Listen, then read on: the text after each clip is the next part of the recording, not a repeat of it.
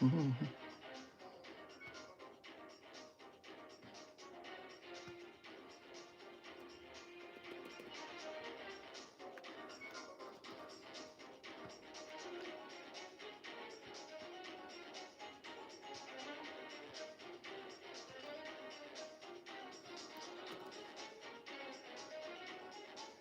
what's up, guys? It's 5:45. We're running pretty late. It's my stupid computer, man. Well, it's a lot of things, but it's my stupid computer. My God. All right. Tag group return. We're going to say new Gem 3. Is it Gem 3? Is that the name of the set? What's this new set? New something. It looks like it's Gem 3. I think that's the name of it. New Gem 3 Chinese. We've got Black Label Zard and Live Card Shop. There we go. Okay, we're going to hit save on that title. And now I actually have to rebuild everything. I have to put everything back together because my stupid computer had to go through a dumb update. Dude, it goes through an update like every 2 days. It goes through an update, I swear to God, like every 2 days. I got to do some giant update on my computer. And then it destroys all my links. I got to get all my links back together. So let's get Gmail back open. God, dude, it sucks so much. You need like a 20-minute start time just to get all the freaking... just to get all the links back up. Usually the links, it just recreates them, but this time it did not. And it acted like it was broken or something. It's like, God, dude. You got to update every 2 days and then break all my links. So this is going to take a minute. Let's see. We need Gmail a third time. I actually have 3 separate Gmails open to track the queues. And this one is TheCardconomist Gmail. There it goes. So that is our ZELLE. Those are our ZELLE orders. Dude, it closed everything, dude. I use links to track pricing. Multiple links for price tracking. Let's see. Okay. And we're going to open up this one. God, dude. I'm like sitting there. I'm already kind of late, right? You know, I'm already kind of late for the stream, and I'm sitting there tapping my foot like, come on, update, update, update, update. And it's just taking its sweet-ass time, dude. All right. TheCardconomist.com. That should be our website, right? Oh, that takes a while to load. That's very interesting. Okay, what about page number 2? There it is. So we're going to have page number 2. Let me go ahead and add this to our description. Not to our description, but to our live chat. I'll mute that for a second so you don't have to hear me talking over myself. Okay, grab this. And we're going to pin this now. Pin message. Has it been pinned? Okay, it's been pinned. I closed that back up. Unmute. And now we also need we need a way to get into the website. How was I doing that before? Hold on. Let's see. I had a website invitation. That's how we were doing it before, I remember.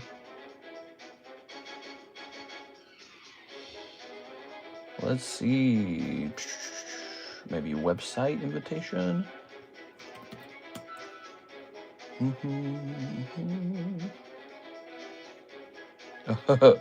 it is. I think it's this. You've been accepted. You've been added to the Cardconomist. All right. No, this just takes me to the website. I need to get into the... Nope, nope. Maybe it was actually over here that you got into it. Hold on, wait a second.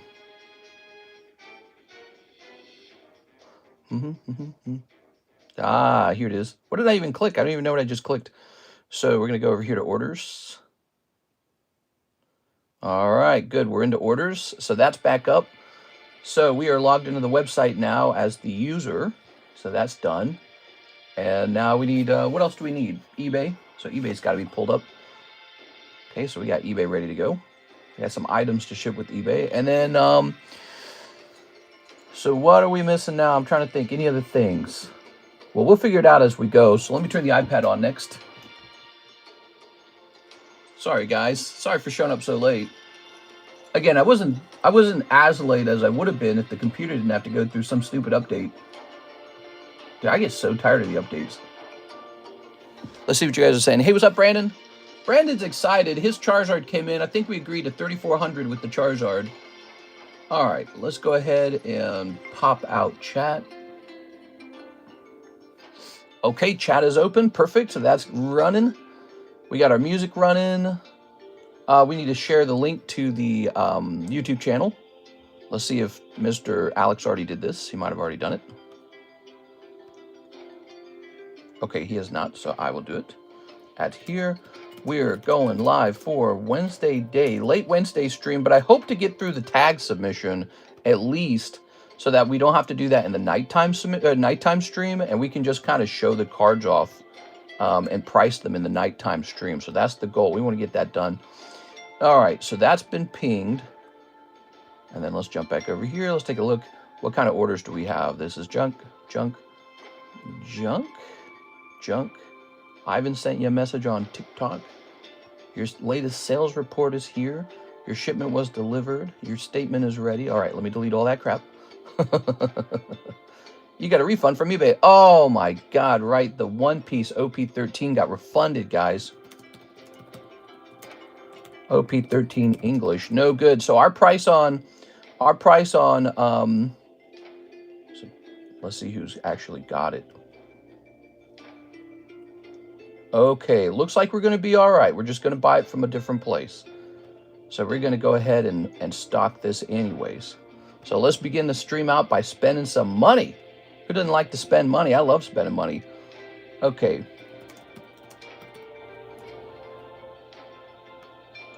We want this thing right here. Okay.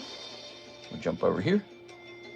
So I was a little worried that we would have to increase the price of one piece 13. I didn't want to do that. But if I could not find a restock on it, we were going to do that. But it looks like we do get a restock. So we're going to be A-OK. Take one of these.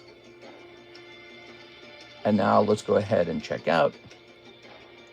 Please verify that you are human. Let's see what you guys are saying. Hey, what's up, Dare Bear, Javier, CS Man, J-Dog, Shahir. I'm not looking forward to trying to grab that Charizard UPC tomorrow on date. By the way, I was supposed to get the new set today, and it has not arrived so far. And FedEx, I know it's been here. Let me see what it's saying. Okay, I need to find that out. But let me finish buying this. Okay, I'm going to finish buying this. I got to buy this thing before I forget about it, and it goes up in price or some shit like that. Okay, review. Okay. I think we're good. Let me hit this, place your order. Going a little fast here, guys. Is this the late September tag submission? We are going to find out what submission it is. Are you excited? It's probably got some of your stuff in it because, you know, around this time you would have been sending stuff in. Okay, hold on. Let me mark this on red. Oops.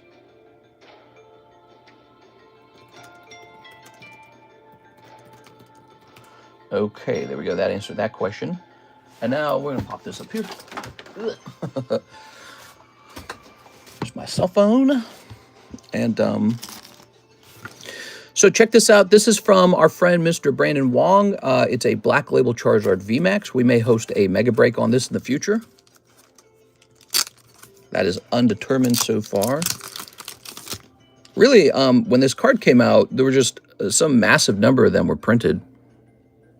I'm going to look it over.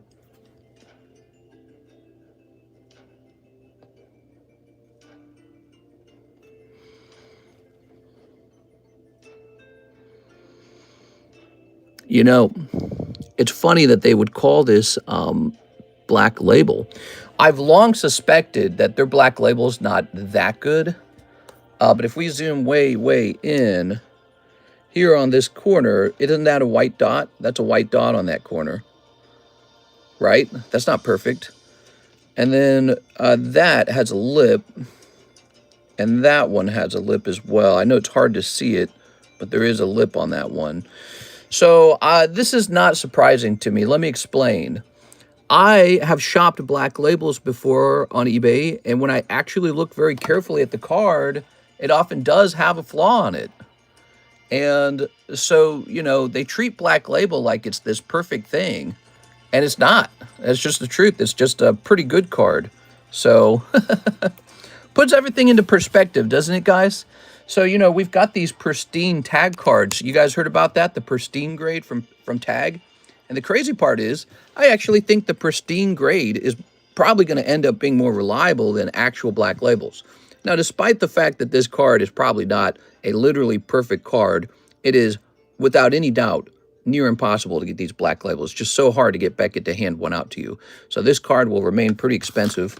And whoever graded it at the time got pretty lucky with that grade. But it tells you, don't give up on sending cards into BGS for that black label, because I don't think they're having a computer do it. I think a guy just hands it out.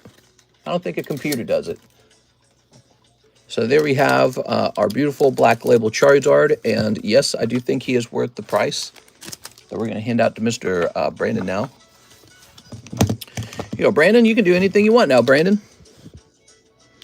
Brandon, if you do like girl cards, we have those cases of Sneaker Bunko Volume 2 at like near like zero market price.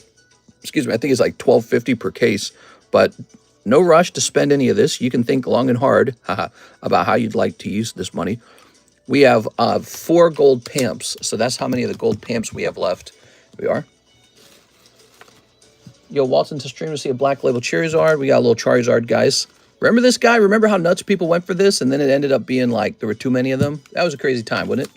So, and then we got this Deoxys Staryu. I happened to just buy this off of eBay the other day. Finally arrived like a month later. That was from Australia, mate. And we've got, so this is the new, what is this called? This is like Gem 3 or some crap. I don't have a price for this yet. We're going to have a price for this, but I don't have a price for it yet. Okay. Let's see. Gem? I'm going to type in Gem because I suspect it's Gem, right? Gem 3 delivered today. Yep, this was Gem 3. Now, I believe I paid a crazy import fee on this, which is a part of the price. So I have to do a big calculation. I have to know what others are selling it for. I have to know what my restock prices are. I have to know what my import fees are, and then I have to be able to make a small profit, or I'm not interested in selling it. I'm interested in grading it. So all that's got to be done before we get it up on the menu, just letting you know. And but it is here, so we're very close to it. Phantasmal Flames is not here yet. I don't know if that means it's going to show up around 8 p.m. or something. Sometimes UPS... Oh, right, we're going to look that up real fast. We're going to look that up right now. Let's see if it's still scheduled to show up. Okay, so tracking available. So this says it's still meant to be delivered on Wednesday. So it might show up in the middle of the stream even. Let's take a quick look. Let's track the package. Out for delivery in Camdenton. All right, so it's very close. It says signature required. So that makes me a little bit nervous. That makes me wonder if maybe it was supposed to be delivered today and Karis missed the delivery signature. Let me just see. By 9 p.m. So it says the product will arrive by 9 p.m. So listen, this means in the nighttime stream, we'll have a Phantasmal box break. Not a Phantasmal box break. We'll have 1 case of Phantasmal here, and so only 5 will remain. We could do a Phantasmal box break if you are interested. I didn't hear a lot of people express interest in it. I'm going to host it anyways. So you'll see the last time it was a 4 and 12. Now, our price averaged down because it got slightly cheaper. So I'm going to host this. You're welcome to jump into it if you want to lose $40 trying to grab a whole box of it, as opposed to just opening $40 of booster packs. When you enter into a box break, so it's 4 and 11. It's actually easier this time. So here it is. I should have just opened this yesterday. I don't know why I didn't just open this yesterday, but this is available now. I was waiting to see if there was interest in it, and nobody answered, but now this is available. Phantasmal box break. Instead of opening $40 of packs, you can take $40 as a shot for a whole box. But if you miss, you're just going to pick up a custom booster pack, and those will have some Pokemon cards in them, okay? So, Mr. How you going? Long time. Just checking in. Did you manage to send Poker Gold Part 2 Pichu deck for grading, please? I did, and it came back from grading. It came back from grading, and some of it is already sold, in fact. Take a look at this real quick. So we sold this one for $525. Here it is. So it looked like I had sent one of these out. Pretty cute. And we got some various gold poker cards for sale. You can check. Probably they're in the Discord server. I don't know where they're all at anymore. But I didn't get a Totodile. I think you were asking for a Totodile last time. There was no Totodile. Sometimes when you grade the deck, there's you get different cards in each deck. Oh no, please don't say I missed it again. You missed some of it. You didn't miss all of it, but you missed some of it. But I believe there's like a gold part 2 Espeon somewhere up on the table, and it was like population 2. All right, let's get started. So we are losing time. It's 15 minutes already. Are these not taped? Oh, that's nice. So I won't need this razor blade then. So off to the tag submission. Oh yeah. I got some cool freaking cards to show you guys. Tell me you guys like cool cards. Does anyone here like cool cards? You can admit it. I won't tell your girlfriend if you admit that you like cool cards. Okay, it could be our little secret. Oh. That was weird. How much is Gem 3? We don't have a price yet. It will take a little while to get a price. So there is what that looks like. Look at this crystal clear case as opposed to... Look, it's so clear you can see issues on the card better. It's kind of crazy, actually. As opposed to PSA's yucky case, which blurs the card. It's really stupid. Here's Ultimate Green Goblin. Look at this Savage Beating. Path to Exile. There's a little Mew. Here's a little Old Maid Gengar. I'm determined to grade more of those Gengars. Hunter Insight. Here's the Death of Gwen Stacy. Oh, is it focusing? Death of Gwen Stacy. Here's Heroic Intervention. So you can see much of these graded 9. I opened like a whole box of these, I think. And boy, I'm going to lose so much money on these 9s. It's just how it is. So as usual, it's very hard to grade things 10. Please, when you see a 10, appreciate it. Please understand that it's so rare to get a 10. You can open a whole box of cards. These got returned to me. Kara Nichols, Jose Arredondo, and NHCC. Those got returned. It says ineligible. I'm thinking of forwarding these to PSA for you guys. I don't know if they charged me for it. They likely did. I'm thinking about sending it to PSA. Please appreciate high grades and 10s. So hard to get them. Hey, what's up, Miss Six? All right, what we got in this pile? What we got going on here? We got Gengar, Lily's Clefairy. Is that mine? Metagross, that is mine. Okay, some cute ones. Saw some 10s in there. I don't think there's a single pristine card in this return. It's too hard to get the tag pristine. It's really difficult. This is cool from Plasma Storm. Zapdos got an 8. Lugia, Misty, Psyduck.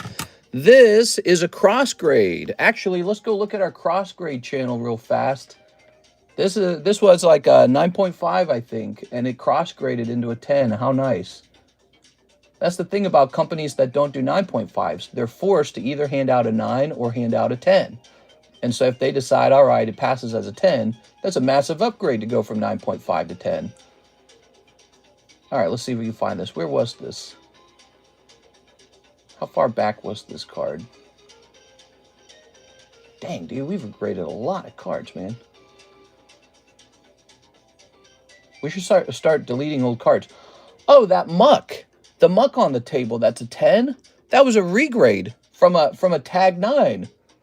The muck on the table that graded PSA 10 was a tag 9. Tag grades really harshly, I'm telling you guys. That was a regrade. I didn't know that. All right. Man, I ought to make the regrade channel public. All right, so it says here, CGC into tag. So this was a CGC, probably like Gem 10, and now it's a tag 10. And tag 10's way better than Gem 10. This is a 9.5 Beckett. Now it's a tag 10. Way better. Just looking at some of the other cards we graded. See what other kind of stuff shows up. So I know what to look for. Okay.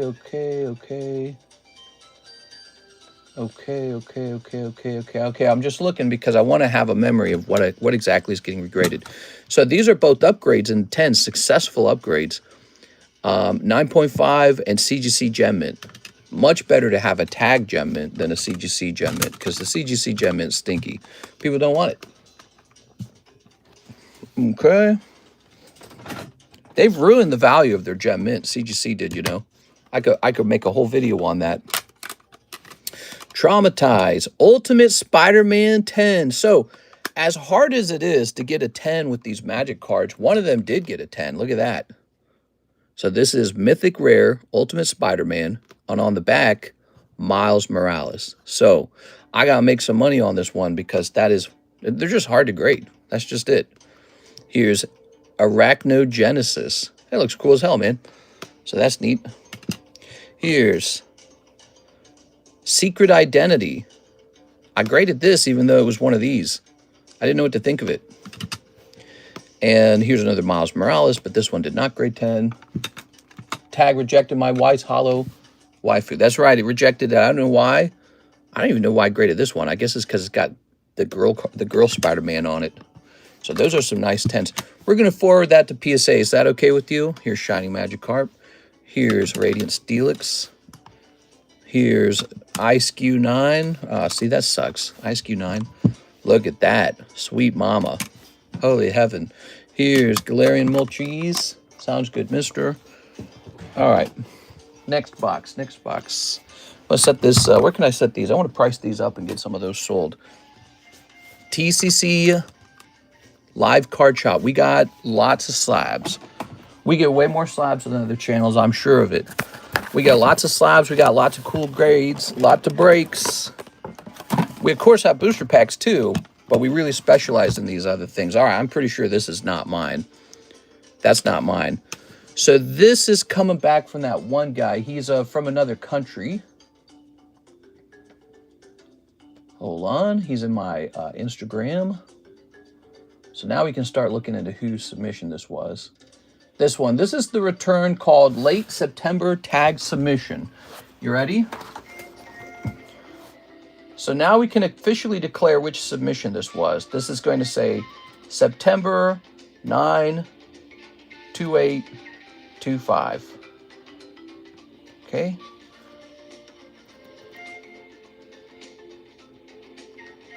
Good. Now we know which submission this is. Who's in here? There's a bunch of your guys' stuff in here. It looks like it's up to 34 cards that belong to you guys. So I'm going to jump over here to the returns channel and say at here, tag submission is back. The one called Late September. Okay, and we're going to go ahead and get a link to the, right here, we're going to get a link. There it goes. And we're going to hit send. There it goes. So now I've created a post in the returns channel. I'm going to help this gentleman out as well. So he's an international gentleman. Let's open our Instagram real fast. And he probably is not in our Discord server. So I'm going to get him this information as well. Because the next step is I got to ship it back to him. He put a lot of trust in me. He just mailed me a bunch of nice cards all the way from Sweden or something. And he's like, here, you have them. All right, let me see if I can find him. I think it's this guy, Golden Altaria. These are back now. All right, we will need to work out a shipping for you. It will likely cost $40. You will need to email TheCardconomist at gmail.com with your address. You will need to let's see, I'll declare them for the cost of the grading only, because he didn't buy these cards from me. He only paid for grading. Okay, any other information? I'm pretty sure he paid for the grade already, so that part's done. Hey, what's up, Space Knights? Finally, I can't wait. You can't wait. Oh, Miss Kara Nichols, they rejected it. So these three were rejected. They did not grade them. I guess they don't grade Weiss in Japanese. I don't know why. But these will actually be forwarded to PSA, okay? So I'm going to just do that for you guys free of charge. It'll be my cost. I could do it as a treat. It does cost me money to do that because I'm pretty sure Tag does not refund me on these. So I'm going to send these off to PSA grading. You're going to have to wait a little longer. Here it is. Ah, damn. Yeah. You're going to have to wait a little longer, okay? But the good news is Uncle TCC is paying for it to be graded with PSA. So just be patient and it'll come back, okay? So, let's see. We're going to go back to the tag submissions. Now I'm going to read the submission out so I know what to look for. Alex, Classic Collection Charizard. Beatrice, Brock Trainer Hollow. Brett, Topps Super Mario Brothers logo. Oh, that got a 10. I saw that. Brett, Topps. CS Men, Zapdos Altart, and Call of Legends Vaporeon. So, Zapdos, Call of Legends Vaporeon. You also have Jungle Venomoth, Jungle Pikachu, Blaine's Vulpix, Sandstorm Spearow, Sandstorm Sandshrew, Jim Japanese Rockus Moltres, Jungle Japanese Pikachu. Ivan Rodriguez has Topps Dragonite. Jared Line has Halo Hunter and Halo Master Chief Hollow. Jose Ardondo has Weiss Naked Girls Talk. We just saw that. That's going to PSA now. Note, Jose Ardondo had a Korean Moltres and Houndoom, but tag doesn't grade those. Set it aside. Karen Nichols, Martin Ramirez, Trick or Trade Gengar, Joshua Ramos, Detective Pikachu Chinese. How did you get that from me? There's Mr. Stu. He's got Meltan, Tatsugiri, Sinistcha, Charizard, Miriam, Walking Wake. Miriam? Who's Miriam? Walking Wake. I don't know that one either. Altaria, of course. Reshiram, of course. NHCC has Charizard Hollow from Pokemon Go. And then it says he has Azure Lane regrade. Oh, was that one of the ones getting sent to PSA? And then Christopher Houghton has Ethan's Typhlosion. Was a TCCG graded card. Okay, cool. So here goes. So here is this card. That's for Stu. So these are both Stu's cards. And let's pull out one of these. Welcome to the Wednesday daytime stream. It's yet again another return. We get crazy amounts of returns now. We're definitely grading faster than we can actually sell these slabs. So our inventory is blowing up. So if you're keeping an eye on this channel, you know, Cardconomist has got tons of slabs. You should know that. We got tons of slabs, tons of ammo for the live customs, tons of ammo for the Poke Shuffles and for the Waifu Shuffles. So this is looking like NHCC. And, okay, so this one gets an 8.5. All right, that's too bad. Let me go ahead and sleeve this. I was just thinking that PDX time to wait another few months. The good news is that I'm covering it for free, so you should feel good about that at least. But and the card's not lost or anything, so there's no bad news. Like you didn't get like a 9 yet. NHCC. We're gonna start stacking this here. We got some Donkey Kong music playing. I think I'll turn that down a little bit. Okay, so this is the Ethan's Typhlosion. That's Christopher Houghton. He gets a 9 on the Ethan's Typhlosion. Husband starting new job in December. Yay! Woo! Hey, that's a great thing. I'm so happy to hear that. A lot of people are losing their jobs right now as companies reorganize or they decide to downsize or they replace people with AI. So you hear about people in the video game sector getting laid off, people in computer science getting laid off. So pretty much any job at this point is probably a good situation. Look at that. That's beautiful, man. So I knew this card was going to get a bad grade, and I graded it anyways because, look, it's a very bad card. But it just looks so nice, even with the low grade. It's going to sell. It's going to be a great card for the Poke Shuffles. It's one of those cards where you just kind of own it like a decoration rather than caring about the grade. Here's an 8.5 Muna. That's too bad. Here's an Axew 9. Look at this. This is XY Flareon. It's only an 8, but I'm sure it's going to make a little bit of money. Here's an Arceus 8. I remember when I acquired these Arceuses. Got them a real long time ago. Sad they only got an 8. But, wow, actually an 8 almost looks generous when you see the back. All right, 8 it is then. Those are some of mine, clearly. Now, here is a Jungle Pikachu. That's probably CS Man. 8.5 CS Man. What do you think of that? That's rough. But I think we knew that was going to happen. It's clearly off center. Here's a 9 on the Spearow, which reveals just how tough they are. But there's a white dot, so that's not a surprise. Here's a Sandshrew, and this one's going to have... This one's a little bit cleaner, but he's got white dots down here. Here is a Dragonite. Who had the Dragonite? I know somebody had a Topps Dragonite. It was up here, right? Up near the top. Who had this? Ivan Rodriguez, 7.5. So there it is. 7.5. Man, it makes 9s look nice. Grading's tough, guys. Rodriguez. Now, was this a time before we were doing pre-grades? Pre-grades, man, they can help you save a little bit of money avoiding the wrong ones. This got a 9. That's too bad. I bet this was real close to a 10. And then look at this. You might want to, you might want to stand up because you're going to piss your pants when you see this, guys. Check this out. Oh, baby. Wow. Those are those Topps Halo cards. He got a 10. He just made tons of money on that. I mean, $500, $600 maybe. I don't know what that would be worth, but it's got to be not cheap because it's hard enough to grade square cut cards. Imagine grading one that's all hollow and it's Topps Halo, and they are announcing a new Halo game, the remake of Topps 1 with new missions, and it's going to be available on all consoles, I believe, or at least it's going to be available on PlayStation. I don't know about Switch. But, no, that's really good. That's Jared Line. Is Jared watching? I think he is. Are you Jared Line, Mr. Real One? So, Jared Line, this was, in part, your submission. So, those are your 2 cards. He got very lucky on that Halo card. Oops, let me write the whole name down. Sorry about the embossed hunter. That one looked really close, too. The embossed hunter looked like it had a shot, but I'm sure they found some little thing. There it is.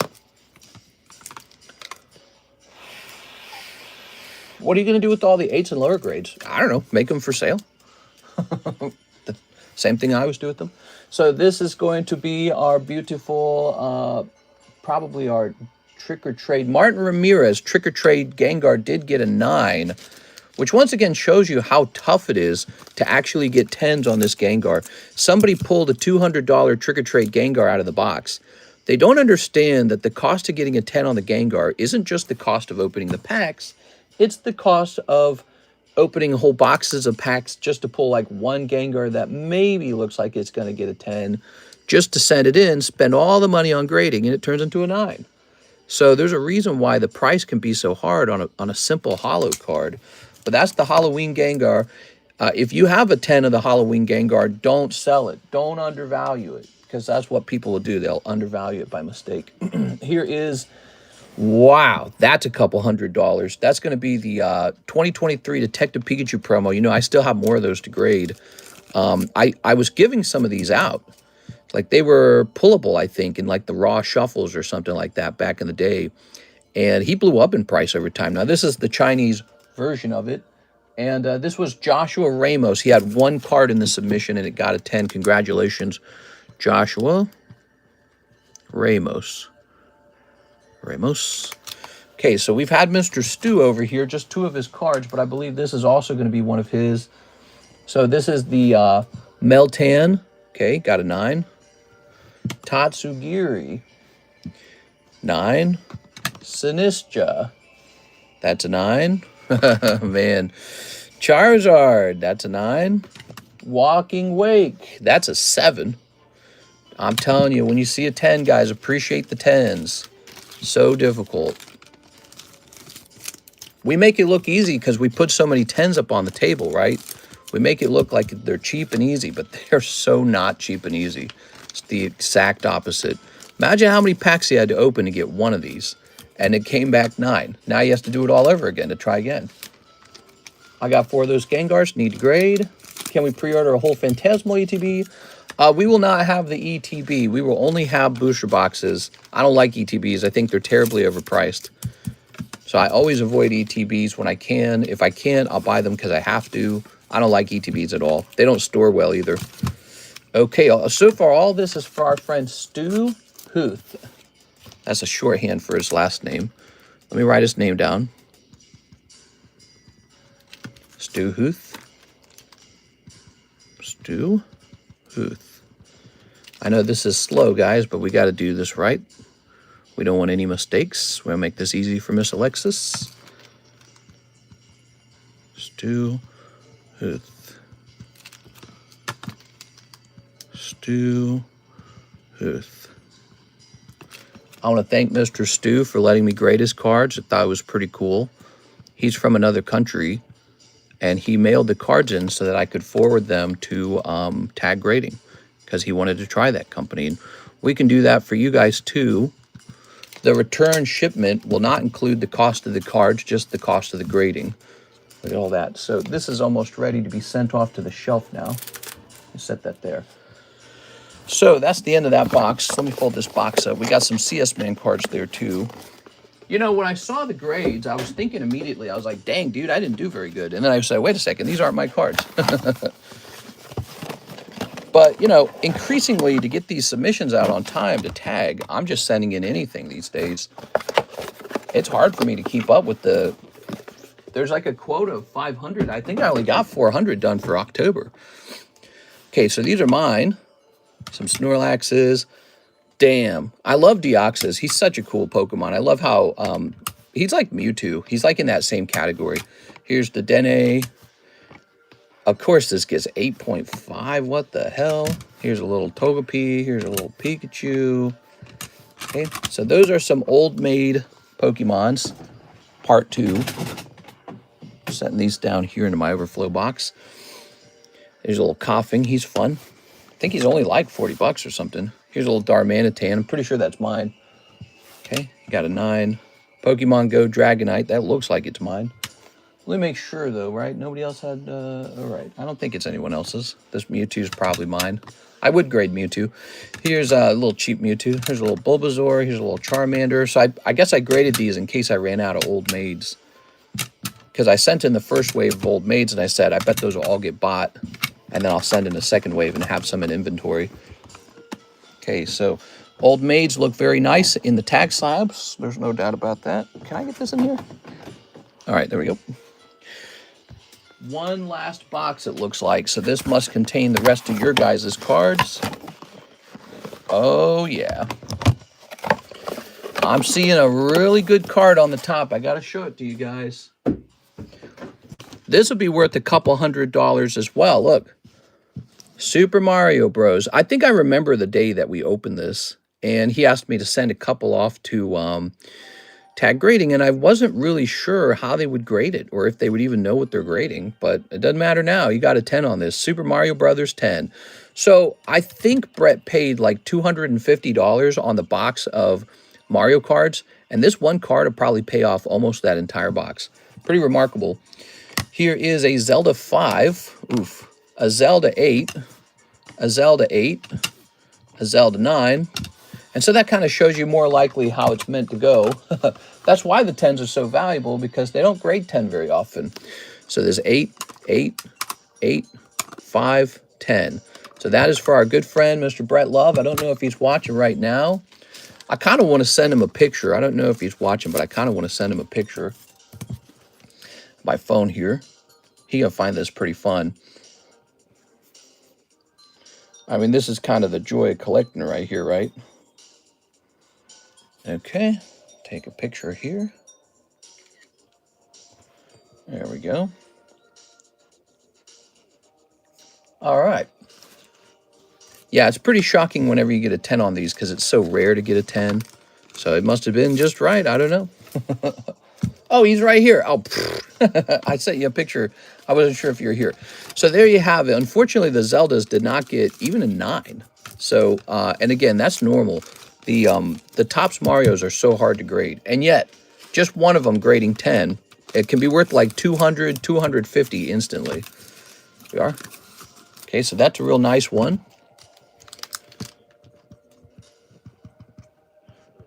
By the way, if any of you guys want to sell your cards back to me or have them turned into commission, we can try that. I don't think I can take any more girl cards. We've got too many girl cards, and I don't think they sell. There you go. I can also host giveaways or anything you like to do with your stuff. There we go. Oops. So that is Mr. Brett. I would like to consign one of the Star Wars sketch cards with you if possible, says Brandel. Now, you're talking about the ungraded ones, right? With the sketch cards, I would be happy to consign those after they grade. They have to grade first, okay? So I'm not comfortable with them until they're graded. I don't think that they're fakes or anything, but I'd like it's like a table quality thing. So I would be very happy to consign those for you, but they got to grade first.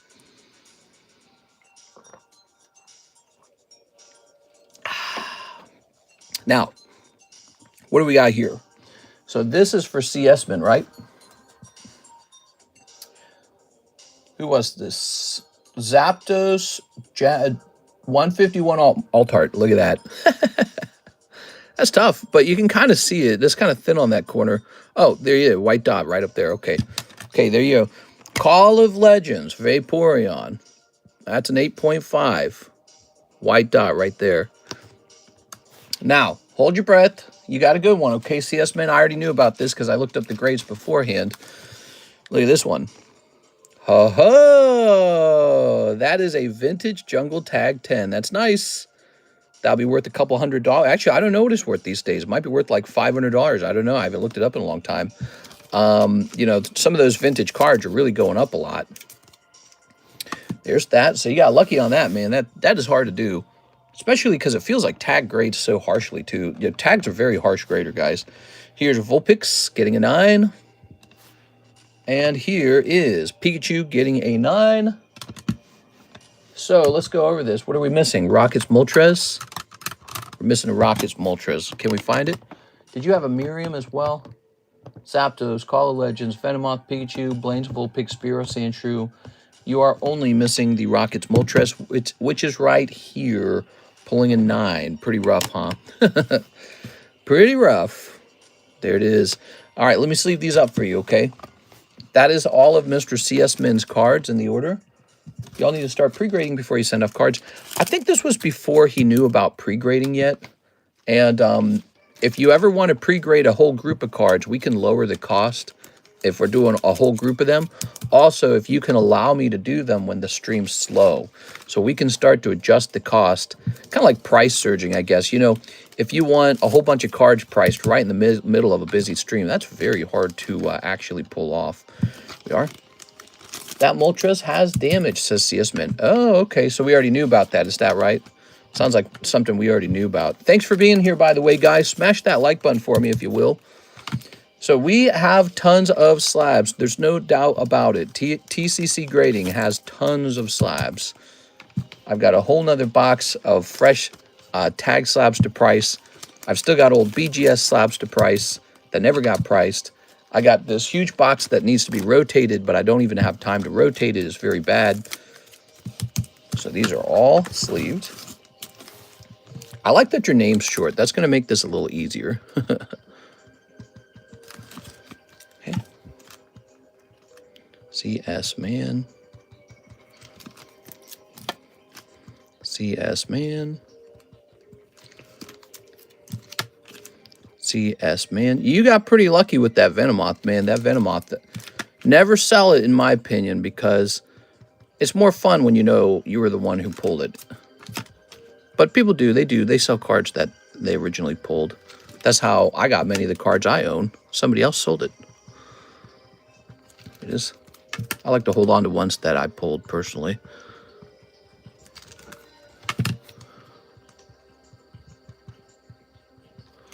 Okay. Can you look up a TCCG slab with the cert number? No, we don't. We never built that kind of website for it.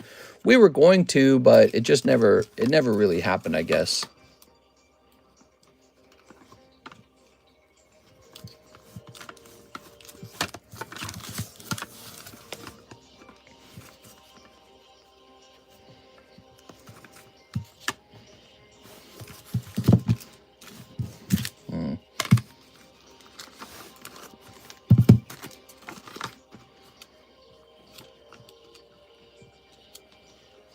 Okay, kind of put this over here maybe, like that. All right, let me take one big picture for all these ones that missed the 10. So easy to find the private channels now because I know they're at the bottom of the Discord. That's so good. Okay, so we've photoed all these for you. Yes, you can get a private channel in our Discord server for $20.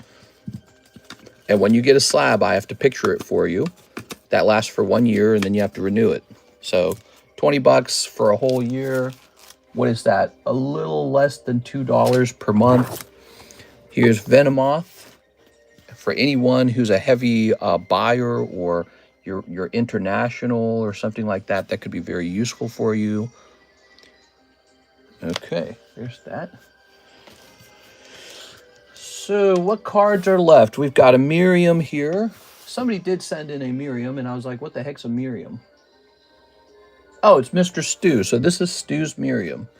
Okay, Stu, the Miriam got a 7.5. Stu Huth. I feel like I should stop and show these all off at the end for him. This is Alex, I believe. He's getting a 9 on Charizard. Yep, Classic Collection Charizard. On the tag report, the Surface Detect Transparency Slider is pretty cool. Yeah, it shows that they're using a lot of technology to grade your card.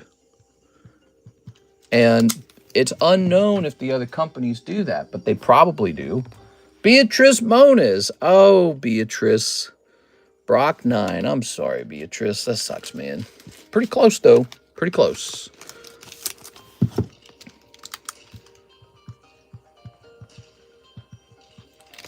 Oh, better type in the whole name. What sketch card you got? Nah, we're not doing that. We're not doing sales from the we're not doing sales from the chat, guys. All right. Very nice. Star Wars Youngling Trainer. All right. So, hold on. Mr. Brett, put this over here. If you guys start selling from the chat, that's the fastest way to get banned on this channel. We don't do that. I don't know if other channels do that. I don't know what's normal for other channels, but we don't do that. All right. So, Old Maid. Old Maid. Old is super not allowed in the rules. Here's Slowpoke. Slowpoke. Here's Eevee. Here's Eevee. Here's Mew. You can sell your items on eBay all day long. You just can't come over here and then start talking about it in chat and use chat to sell your stuff. We don't do that. I can't believe that Moltres got an 8. That was pre-graded to a 6. You know, if you had sent it to PSA, it probably would have gotten a 6. That's the thing. If you had sent it to PSA, they would have called it damaged and they would have given it a 6. But Tag gives it an 8, which shows you different companies treat card issues differently. All right. So, Megalopunny Jigglypuff. Is this mine or is this someone else's? I don't remember calling it out. I don't think it's anyone else's. This must be mine. It's just an old card I ran into. This is probably an old card that failed to pass through grading the first time, so it's going as a 9 because it went up in value over time. So there we have it. Is this all of Stu's stuff? So this is all of Stu's stuff right at the end, Mr. Stu. Thank you so much, Stu.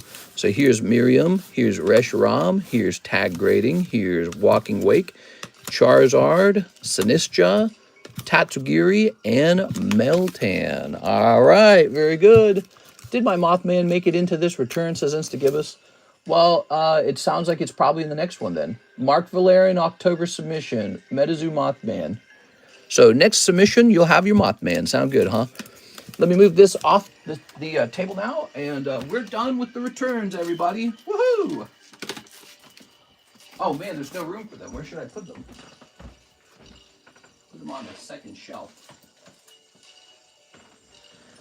Okay, now I just have to walk them over without dropping them. They're very slippery. Did I ever mention that? These cards are really slippery.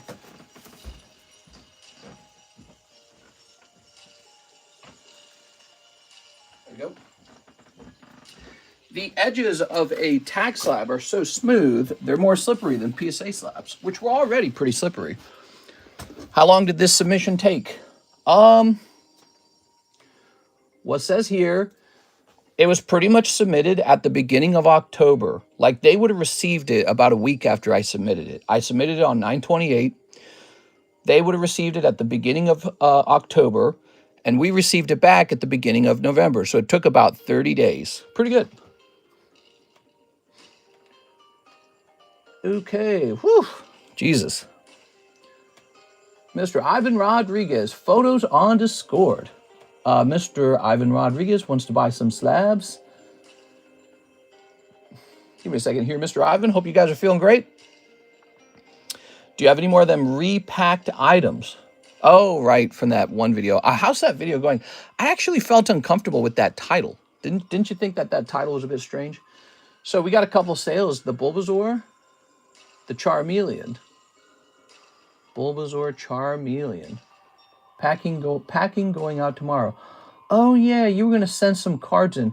You know, let me ask you a quick question. Well, no, I won't worry about it. We'll figure it out later. So, this Bulbasaur and this Charmeleon, here we are. Let's get your name down on them. Ivan Rodriguez. Now, you want to ship those real carefully because I'll be examining those for grading. So just make sure they can't slide around or get crushed. Thank you, Mr. Ivan. Hey, I was in that short. Nice. The Zapdos should be regraded with PSA. It's an expensive-ass card. I can crack the card out for $5. It's very hard to crack those, though. Okay, so keep that in mind. Nothing's harder to crack than a tag slab.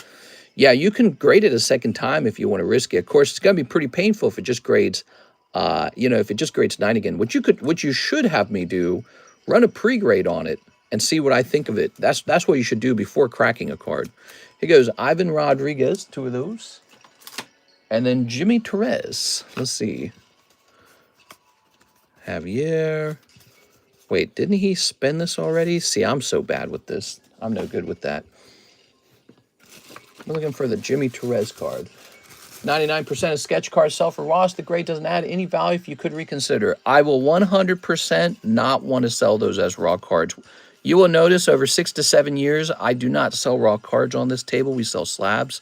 What I can help you with is I can send them to PSA, or if you'd like to grade them, which might be cheaper for you, I can send them back. But I don't want to get in the habit of you buying like a $200 card off of eBay raw, sending it over here ungraded, and then telling me to sell it for like $350 or whatever it was, $390 on the table. I just absolutely not. It's like the opposite of what I want to do. And so what you need to do is you need to grade it and then discuss what you think it should be valued at. And no way will I want to do it raw, okay? Just to be clear, no way. All right, so Jimmy Torres, Mr. Jimmy, I don't want to talk about it in the live chat anymore. You have to talk to me about this in private because you're effectively advertising your cards. So this is going to be 40. Oops. Here we go. Let's see. Usually by the time I've made up my mind on something, I've already completely made up my mind. So there's no reason to talk about it anymore. There we go. Okay. I didn't need the calculator for that. So this is going to say 64.5. No, wait. You got me doing the wrong math here. That's right. He wanted this to be cash. Hold on. So give me a second. Because he is going to be converting this to cash. Okay, 61.7. We're going to just say 62 here. There we go. All right, blam. I don't even know what they were grading a sketch card. Mr. I miss your channel. Hey, what's up, Spencer? How's it going, man? Very nice. Okay, Brandel. Yeah, I don't think I've ever sold raw cards. There's like some very rare exceptions to that rule, like the Victini break, but it was like a $3,000 card or something, or $2,000. I don't remember what it was at the time. I think it was like $2,000 or something. So that's one of the only exceptions, and the reason for that was because the card had just released, and so there were no graded copies of the card yet. So there was, the timetable on it looked something like, hey, we could get this sold right now, or we could wait 2 months and sell it 2 months later, and so that's like. That has happened, and I think the felt hat Pikachus were another example. But other than that, I mean, it's been like 6 years, millions of dollars of sales. We just don't do raw cards on the table. We don't like to do them. We like to do graded cards. We put in the effort of getting it graded and let the grading companies, have a say in their value. And that's better for the consumer anyways, because the person collecting the card, now they get a nice little product. They don't just get someone else's raw card. It's too easy. It's too easy to just go to eBay, buy some raw card for $200 and then say, hey, this is $400 actually, sell it for me. That's too easy. I don't like that. All right, what we got? Can I grade it with TCCG? Well, they wouldn't fit in the TCCG holders, but right now TCCG grading is on pause. We're just doing tag submissions these days, and we'll get back into TCCG grading probably later in the future after Karis and I have decided where to move to, if we do move. And then after we hire a new person who wants to work with me to do the encapsulation. So it really needs to be a 2-person team so that I'm not doing the encapsulations myself. I have too much other work to do. All right. It's a 2-man job. We have a Jonathan Santiago. Nice to meet you, Jonathan Santiago. Wait, you've been here before. Jonathan Santiago, you've been here before. 1 Japanese EV3 and ship my bag. All right, you got it, man. He said, pimp my ride. Ooh. Okay, so at the beginning of the stream, I had to place a new order for OP13 English case because the other case got canceled, guys. Can you believe that? So we have OP13 English on the menu right now. I can if you're a One Piece fan, I can definitely recommend One Piece OP13. It's been selling well. The Japanese product sold through, and yeah, it's been selling very well. And the fact that the price is rising even now is a very good sign. One of the major suppliers I watched just ran out of it yesterday after the daytime stream. He ran out of it by the nighttime stream. And I was like, whoa. That's like one of those, canary in the coal mine situations that I keep an eye on that helps me understand like the volume or the demand of a certain set. I like to watch certain suppliers and how they behave. Here we go. So that's a good one. I don't know if it's like top tier. Usually when something's top tier, you can't, it's already, crazy already. Like the price is unbearable. But you run into these sets where the prices are changing fast. Aha! Welcome back, Jonathan. If you decide to buy any more, you still have time to do that. You can add it to your bag. Okay, we're going to jump over here and open up the stamps. Okay. Opinion on the 50-year mortgage. Haha, you pay more than the house is worth in interest. Oh, man. When I heard about the 50-year mortgage, it got me more interested in products like gold and silver. In fact, that following couple of days, yesterday, in fact, was it yesterday that we started it or was it 2 days ago? I can't actually remember. I went ahead and spent a bunch of money on gold. I bought a chunk of gold yesterday. Not an insane amount, okay, maybe a couple $1,000s worth, but because I bought them because I don't like the inflationary nature of those ideas. So they've floated a couple ideas that are very inflationary. It's the issuing of debt. Debt is inflationary. Did you know that? Debt is inflationary. When people borrow money to buy something they can't afford, it inflates the demand of that item. So I can't buy this house. It costs $300,000. I don't make that much. Oh, but we'll give you a bazillion-dollar loan. Oh, now I can afford it. Now I'm going to go buy it. That's inflationary. So, and it's all based off of these ridiculous notions like paying for an item your whole life. That's once again owning nothing and being happy. So, okay, let's get this shipment for you, Jonathan. Let's not get wrapped up in the rant too much. So no, I find the proposition a temporary Band-Aid for what's a much bigger problem, which is government overspending, which Donald Trump shows no sign in reducing. Not only does he not want to stop government spending, he's a socialist. He wants to give people $2,000, just cash. That's socialism, that's communism.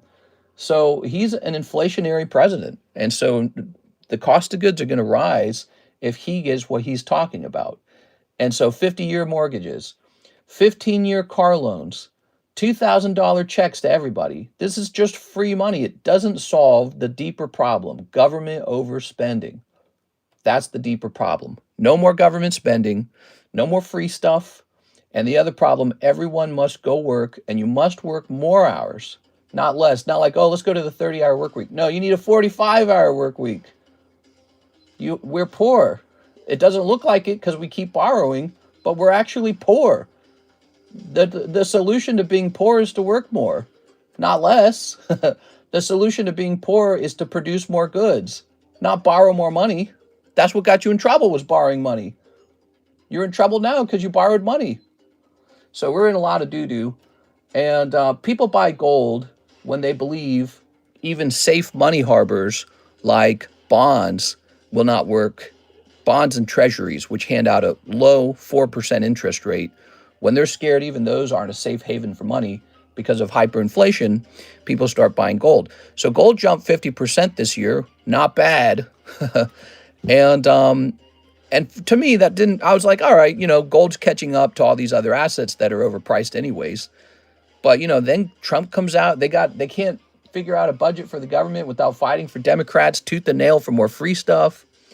And then they're going to do more free stuff anyways. So they win the fight over the budgetary debt increase. That's them raising the debt ceiling. For those who don't know what the fight is over, both Democrats and Republicans are fighting to raise the debt ceiling. They're just arguing over by how much. Oh, we're not going to reduce it. We're raising it. But how much? Oh, I don't know. I want this. Well, I want this. That's the fight. They're both fighting over how to spend the credit card. That's it. Neither side is fighting to reduce spending. And so the fight is over, and they're going to keep fighting over health care, I guess, and it's totally unaffordable. I don't know. But yeah, he's floating free money, which is what got us in an affordability crisis in the first place during COVID, was all the free money. It cost like near hyperinflation. Not really, but, you know, it was bad. It was like 9%, and it was sustained over a long period, too. Bill Barron, 3 packs of Surging Sparks. So we're waiting for the label to pop up for that. It takes a long time for the price to show up these days. We're going to get you that label. And in the meantime, let's take care of Bill Barron. So they're just fighting over how much to raise the debt ceiling by, how much money to print. Do you understand? They're fighting over how much money to print. Oh, we should print a lot, bro. What if we paid down the debt? What if we didn't spend? No way, bro.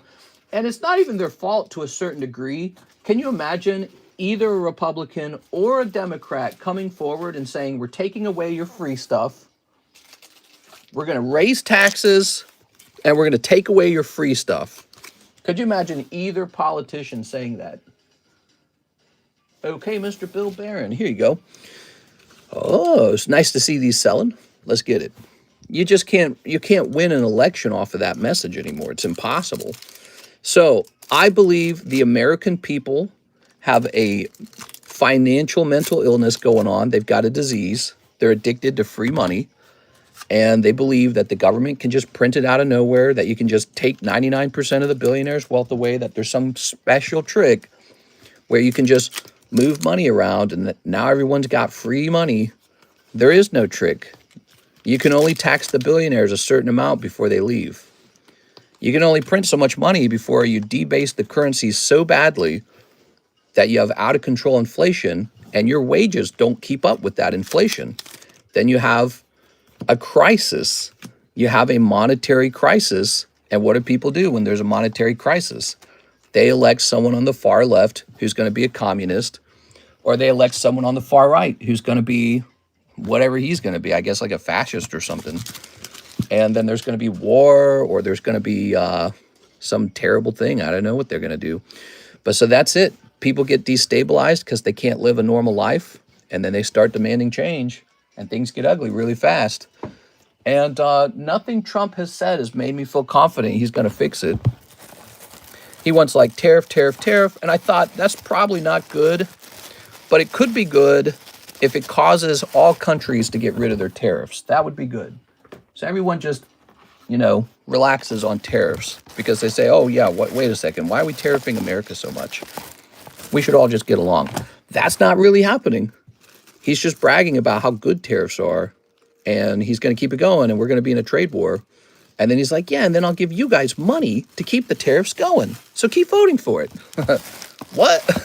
It's such a bad situation, guys. And so I don't know what the future holds. One theory, so look at that. We finished another order for Bill Barron.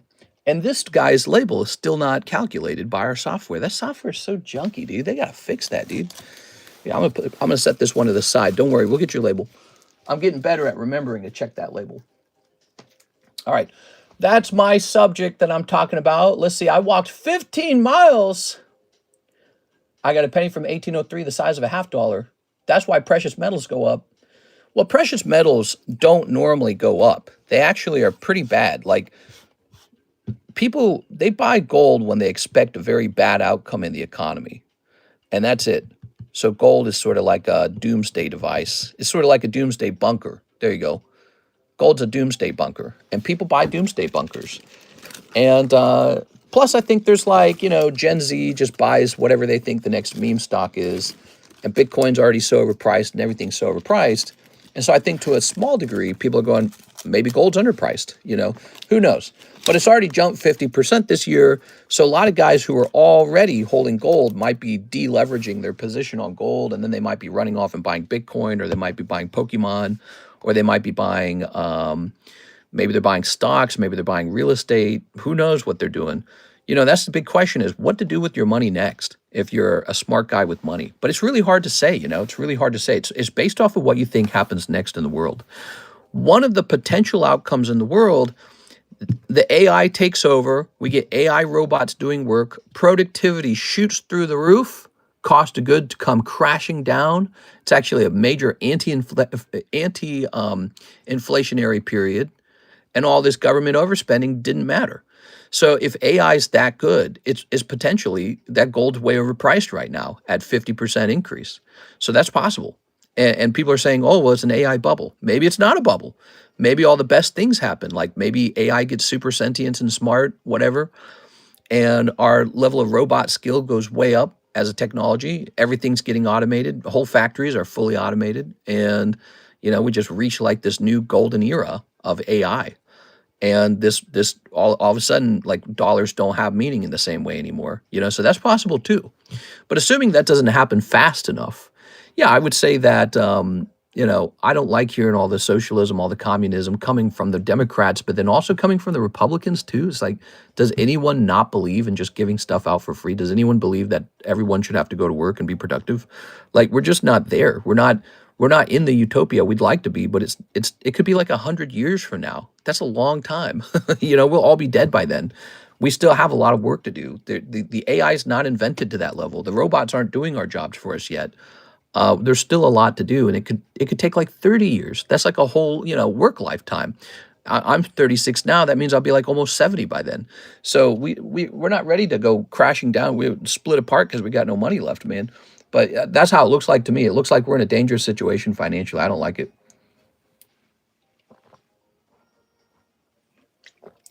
All right. Your pre-grade for those tax slabs were mega accurate. The only one you missed was Vaporeon by 0.5. Wow. Really? You were saving that? Your pre-grade for those tax slabs were mega accurate. The only one you missed was Vaporeon by 0.5. Dang, that's cool, man. That's cool. I'm glad to hear that. All right. Let's see. So, Mr. Bill, I do remember looking at that VENMO thinking, hey, that one's pretty good. So, Brandon, 5 of the PAMPs. Now, I can only do 4 PAMPs, okay? 1 PAMP has to remain on the table for potentially a person to put in the slab away, okay? So, I can do 4 PAMPs, 2 of your cheapest, greatest silver, 5 collector Spider-Man packs. Ooh. All right, so this was the trade for the Black Label Zard. Hopefully, he goes up in price over time. He could be at the next mega break. I don't know. I got to have 1 gram on the table, okay? I got to keep them on the table. Here we are for these PAMPs. You were buying the other PAMPs at a lower price in the past. Remember that? So this is yours. 4 PAMPs is cool. Problem is people are working. They can't afford living. Oh. The solution out of a money problem is productivity. Everyone thinks it's wealth redistribution, but the secret is that it's actually productivity. If there's too much money and not enough goods, the trick is to make way more goods. It actually solves the problem. That's hard to, nobody's teaching that. It's really kind of scary, actually. Everyone's kind of hyping themselves up, kind of saying, oh, they did this to us. It was them. Oh, the rich. Oh, the immigrants. Oh, the whatevers, you know. The world, China's doing this to us. You know, so everyone's pointing fingers. You have an overspending problem, and you have not enough products. Too much money chasing too few goods. That's the deeper problem. And you got to reduce spending and increase productivity. Boom, problem solved. But if you tell somebody they got to work more, they will like go apeshit on you. No way, bro. That's what they want us to believe. There you go. They, them, the juice. You know, there's some scapegoat group that people don't like. Here it is. Saudi Arabia bought our video games from us. They're going to own us. So this shall be Brandon Wong's. The Chinese, bro. The World Economic Forum, actually, the World Economic Forum is legitimate creepy. Their whole "you'll own nothing" speech, that tells you a lot. That tells you what they think of you. They think you really are that dumb. They're like, there's no saving these guys. They're going to have to be serfs. That's their belief.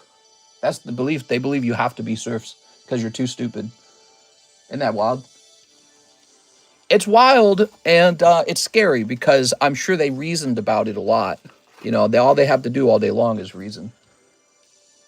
So it's very convenient that, of course, that's their conclusion.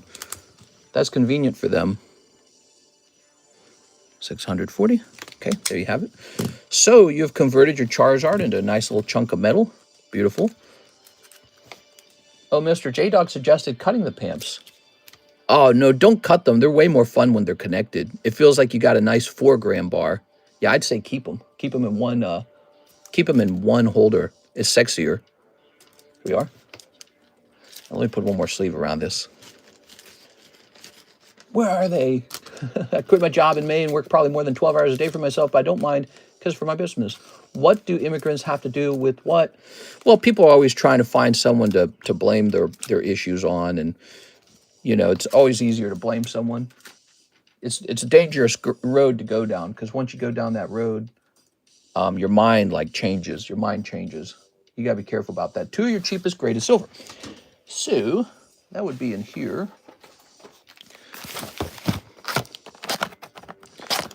2 of the cheapest silvers. Silver and gold.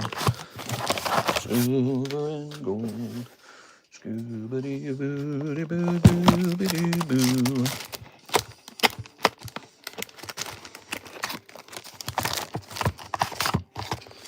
So we're selling these at $95 each. So you have just purchased both of those. I blame my parents for not being born to an uber-rich family. That would be nice. That'd be hella nice, dude. Dude, I'd love that. Look at that. Blake Santoro once had this, and he sold it back to me. Whoa, these look awesome. Year of the Dragon MS-70. Beautiful. All right, so you got these at $95 a piece. Remember, even though they're graded, that means you'll be allowed to sell them as a graded coin. So they're always going to hold more value than just pure bullion. Okay, I was wondering if it'd fit in there. I guess not. Honestly, we could probably put them in those little holders. Let's see, these guys over here. Do you have more Year of the Dragon? Yeah, I have one more of them. Not of the silver type. It's a yellow dragon, so it's a painted silver. They do sort of like this dye on them. It's pretty cool, actually. Mistress definitely repacking the gold grams. Oh, yeah. No, by the way, the gold grams come directly, just so you can feel confident, because I can show receipts and everything. The gold comes directly from certified gold dealers. Really, it's the biggest gold dealers on the internet. And I just buy it directly from them. There we are. There we go. I guess I should have held it. I didn't know you were there. Well, it didn't go up by much. It looks like I had it priced at 85 in the customs, and now I'm selling it at 95. So it hasn't gone up by very much. But it's kind of interesting because with silver having jumped too, that makes it kind of a sexier hold. You know what I'm saying? So you feel sexier holding it anyways. Like maybe when I sold it to you at 85, it was considered a little more overpriced during that time period. And now at 95, it's less overpriced looking. You can't overthink what you did in the past. It's not a good way to be. But yeah, you know, a long time ago, before I was doing Pokemon, I was looking at silver and gold because I always appreciated them. My grandfather had given me silver when I was a kid for my birthday. And the silver coins at that time were worth $6. So he sent me, he would send me like one piece of silver that he would keep like buried in his backyard. And he would send that to me, and it was worth like $6. It's actually pretty insane that today that same silver is worth $50 an ounce. Like what? And again, it just kind of points to an out of control government. And we've seen this in history over and over and over again. Every government tries to spend more money than it has.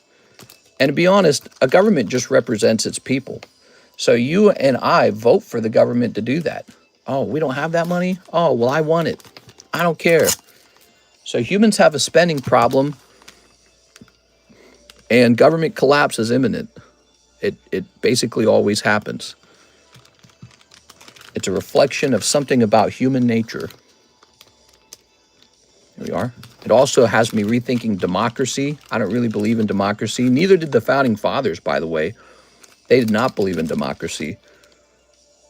They said when a democracy learns that it can vote itself money, the empire is over. That's what they said. There it goes. Okay, so those were $95 a piece. So we're going to say minus 95, minus 95. 2,450 remains. Okay. So you've got 4 pamps and 2 nice silver coins that are graded MS70, and they got a nice silver dragon on them. Let's see what the rest of your order was. 5 of the collector Spider-Man magic packs. Mister, please read the whole message. Let's see. For CS Man. Okay, so when I get to your order, I'm going to read the whole message. Is Gem 3 priced yet? Gem 3 is not priced yet. I haven't had a chance to do that. I'm curious what it's going to price at myself. We are. 1, 2, 3. What time is it, by the way? Oh, my God. It's already 7? That tag submission took all of our time, man.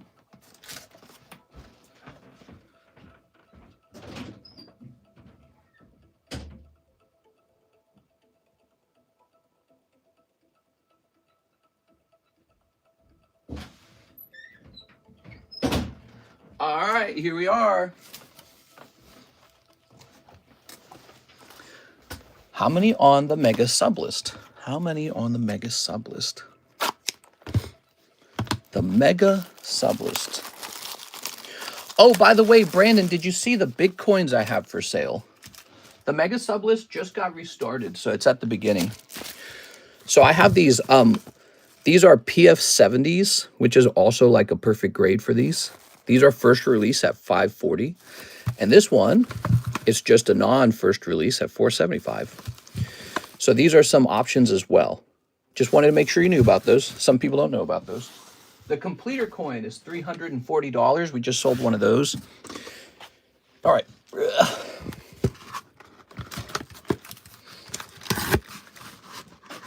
Okay, and here we are.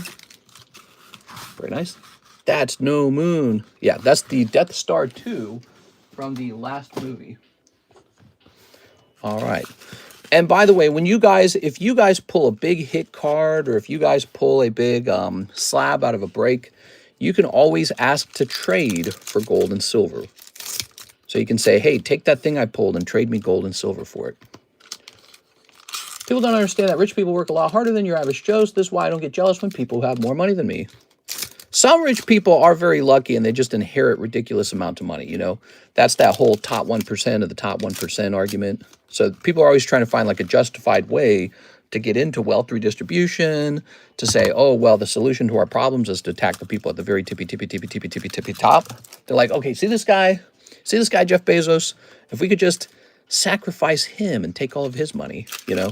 So people are always looking for a valid strategy to justify these concepts. Like if we get together with pitchforks and with torches, we can burn this guy at the stake and take all of his cash. And, you know, meanwhile, Jeff has created one of the best money producing systems in the world and helped countless other numbers of people build millions of dollars for themselves. Whole businesses rely on Amazon, the corporate workers, even the people at the very bottom who get paid kind of decently to work at Amazon compared to like your local, I don't know, like Dollar Tree store, right? Shocker, Unshakable, your local gas station. Sun Spider, Silver Sable. Whoa, yes, mommy. Spider UK. UK? Oh, wait, bruv, I'm Spider-Man.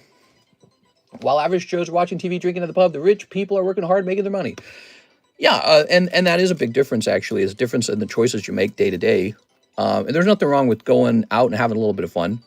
But I think that you probably would be right to suggest that they probably sit around at home thinking and working. And that probably is a big part of, so like if they spend an extra 4 hours a day just thinking about their strategy and what they're going to do next, and then applying for new jobs or learning something new, maximum carnage, you know, it goes a long way. That stacks up. Like in 365 days, what's that times 4? 4 hours. That's like, what's it, like 1,400 hours they spent working? So that turns into, and that snowballs. Saw in half. That doesn't look right. Okay, and electro. But yeah, I learned that a long time ago in a book. I learned that one of the biggest differences between people who succeed and people who don't succeed was, did you go home and watch television all night? And that was a big difference. And it's, I think you can watch television while you work. That's kind of what I do. I turn on TV while I'm working. Here's Maximum Carnage.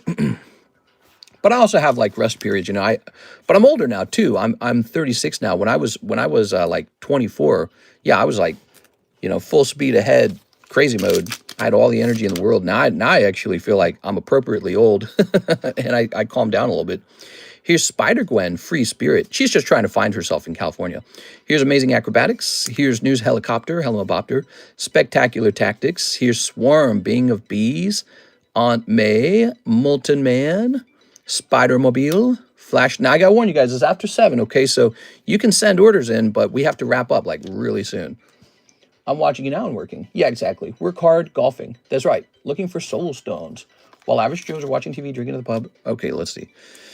Very nice. I don't believe in this narrative that every single person in the world can own a successful business, because it doesn't make sense. Like, if we all owned a business at the same time, who would the customer be? If we were all the business owner, who would be the employee? So there is a hierarchy that emerges, and I think that the hierarchy is kind of based off of your desire to work those extra hours, or if you were born with a special skill, maybe you're just like, you have like autism or something, you're really good at work. Ooh, this one's good. Look at this, holographic tangle, everybody. That's beautiful, man. That's a good one. And Doc Ock's tentacles. So I think some people are born to be like business owners, and or it's just in their heart or something, like they just want it really bad. And then there's people who fall into different groups. Like there's somebody who ultimately will do one of the easier tasks, and that's okay. It's okay to accept that if you end up wanting to do that, if that's what fits your personality. But I think that all the resentment over the people that end up wanting to work all day, that's one of the problems. Like, you can't hold resentment in your heart forever over this hierarchy. Because if you do, number one, it doesn't help you climb the hierarchy. It doesn't actually help you get any further in life to be angry all day long. Strategy does. Strategy does help you. So strategy. But number two, it's like this sort of like reality, and it's better to just let reality be. It's sort of like fate. There we go. Like, I'm never going to grow to be 7 foot tall suddenly in a basketball player. It's just not in the cards for me. And so I don't fret over that every day. I don't go, oh my God, it's so wrong that these guys are in the top 1% of tall guys. We should redistribute the height. You know what I mean? I never knew that. It's just, it's futile. It's futile. You're fighting something that you can't win ever. Here's Rampaging Classmate. And actually, that's one of my theories, is that the wealth gap is actually like a genetic gap. Here's MJ Rising Star. Maybe in the future, we'll be able to build our babies like the way you build a character in a video game. And you'd be like, yes, I do want my son to be 6'5", or some crazy thing like that because of gene splicing, which would be absolutely insane. But I know that scares people. Ideas like that scare people. People get scared so easily from good ideas. And they don't like the future. No, let me stay in the past. So people get scared of the future really quickly. But no, I mean, all the resentment doesn't help you. Let go of the resentment and focus on your best strategy for you with the cards that you have. Here's Carnage Crimson Chaos. Wow, that is a great card, man. Spider Woman. Here's Urban Retreat. Here's Ponder. Ooh. And The Spot, Living Portal. That's blasphemy. That's how BioShock started. Right, BioShock. Well, it was a very futuristic video game. BioShock. There it is. There was a lot of famous quotes in BioShock, man. That game was ahead of its time. It still plays really well. If you've never played BioShock, by the way, guys, dear audience, go play BioShock. It's an amazing game. Here it is. All right. Beauty is a moral imperative. There we go. Would you kindly? Ooh, did I see something nice in the back? Oh, some shiny in the back there. Spiderbot, Craven's Cat, Pumpkin Bombardment. All right, so I think at this point we've learned pretty quickly that the first half of the deck is really just commons. So these are commons, then we get island. Okay, we get a land card. A man chooses, a slave obeys. I can't remember. There's more quotes, like a man something, a slave asks, "Where's my share?" or something like that. I can't remember. Here's Superior Spider-Man, Sensational Spider-Man. It was so clever. Relentless Assault, because it satirizes some of those ideas. Wow, that looks great, man. It satirizes many of those ideas that came from, like, who's that famous writer? The lady, here we go. The games were based off of this famous writer. What was her name? Ooh, I'm bad with names. I like the one with the waifu. What? I watch it when I'm driving for work. I make money while watching Pokies. Nice. Her name was Ayn Rand. I think it was Ayn Rand. So they take quotes from Ayn Rand and constantly sort of weave that in and out of the story. And Ayn Rand, she was like a hardcore capitalist. She wasn't a softie about it at all. She was like a capitalist, what would you call it? Like apostle or disciple or something. Here's Web Shooters. Here's Scarlet Spider Kane. Here's Superior Foes of Spider-Man. Spider Slayer, Hatred Honed. And Planes. When the going gets tough, the toughs gets going. Now wait until December for the Mega PSA sub. The Mega PSA sub. Oh, you got a big PSA submission? We are. There we go. Okay. I'm going to die by Snoo Snoo. Here's Silk Weave Weber. Rocket-powered Goblin Glider. Imposter Syndrome. That's one of the best cards in the set. Whoa! That's a cool card too. Spider-Verse. All right, there we have it. Thank you so much. So that was 5 of those. We're going to calculate that. That's cool, man. Help, Mr. Order sent over 30 minutes ago. You get that? Yep, we got it. Problem is, there's a big line, actually. There's a gigantic line, and it's already 7. Here it is. I apologize, guys. Sometimes we cannot handle all of the orders within the time frame. All right. So, Mr. Brandon, you're going to have a little bit of money left over after this. And I recommend we spend it in the nighttime stream or tomorrow. There we go. I mean, I'm at the return. I'm guessing it's coming in December, the September PSA. Yeah, I know what you're talking about. Yeah, you're talking about ones you've already submitted. Here we are. Maybe I made it sound like you were talking about one you're going to submit. Brandon Wong. Okay. I don't even think I need a date on your bag. So, we'll jump over here. And I don't think I subtracted that off of your card yet. So let me look up the cost of those magic cards real fast. So that was Magic Spooderman, $48 times 5. Ready? 240 minus 2450, 2210 remains. $2,210. There it is. All right, there we have it. So you can think a little bit about what you want. Okay, there's Bulbasaur, and here is, the bounty. Yes, the bounty. Now, let's see a little bit about these orders. It says we have 8 orders in the queue. Andy Dirksen. I'll take the TCCG 10, Lord of the Rings slab. The TCCG 10, Lord of the Rings slab. Well, there were 2 of them. Was there one that just was shown off that he's referring to? Must be this one. All right. Here it is. Andy Dirksen. Thank you, Andy Dirksen.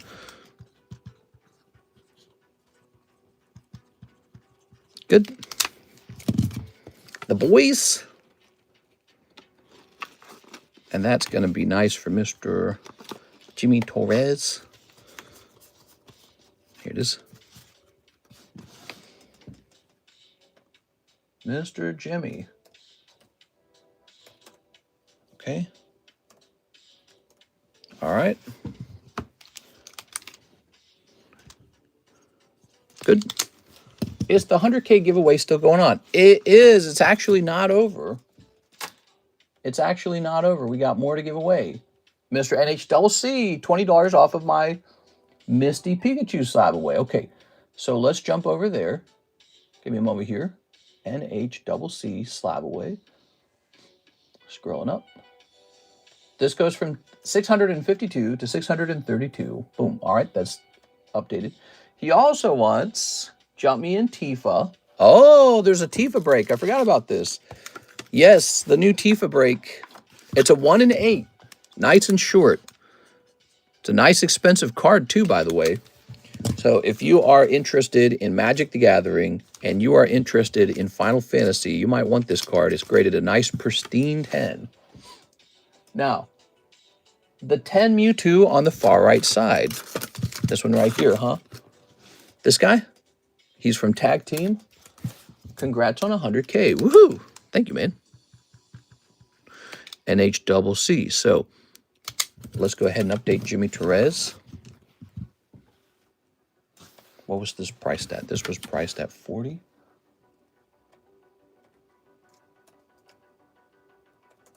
Okay. 123. Thank you. Okay. Good. Very nice. And let's see. Let's refresh this. There's the Lightning Break. There's the Tyranitar Break. Here's a cheap Slowpoke from 2016. That's an X-White Year card. And wow, a fantastic looking Alakazam. Is that actually for sale? I don't think that's meant to be for sale. Pretty sure that's meant to go into live customs or something. I seen you post some cards in the DC. They got good prices in the Philippines? Question mark. Yeah, we got some cards priced in our Discord server. Is that what you mean? Nope. All right. Thank you so much. NHCC CS Men says pre-grade that Zapdos. Also one of the Sandstorm 9s or lower of your choice. Okay. Let me move this out of the way.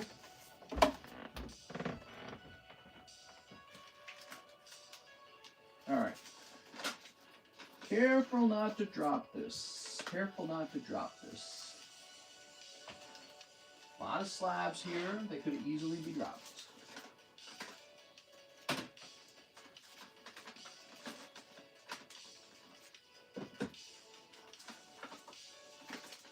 Okay.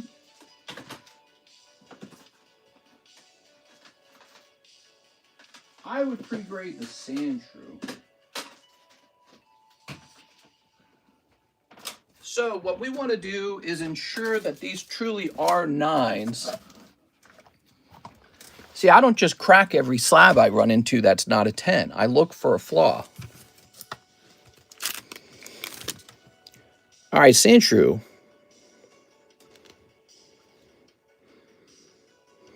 Okay, so white dot there. It's a half dot. But also there's a half dot over there, so you have 2. 2 half dots make 1 whole dot. 9 sounds about right. Over here, here's the Zapdos. So I immediately don't like the centering here to here. Okay, we don't care about the centering. This card has a clear white dot on the back. That's a whole dot. So these cards are definitely 9s, in my opinion. You could crack them and send them off to like CGC or something and hope for like a CGC gem mint. However, it's hard to accept it sometimes, but the card clearly looks like a 9. A dot is a 9. This guy's got 2 half dots, and this guy's got a whole dot. You could crack this one in the small chance that it grades 10 with another company. I would not regrade this one at all. Yeah, this guy at all. That is give away one of the 9s. Oh, give away one of the 9s. Oh, that's so sweet of you. Okay, let's get that Sandstorm out here. I think he's about, let's say $40 as a giveaway. That's pretty cool, man. We'll say $45 because it's just being handed out, so we can just claim it's anything. We're going to up the level of generosity. Okay. Thanks so much, CS Man. It's nice of you. Okay. It's past your bedtime. Go rest up for the night. I know. What time is it? 7:19. We're busting through these. Okay.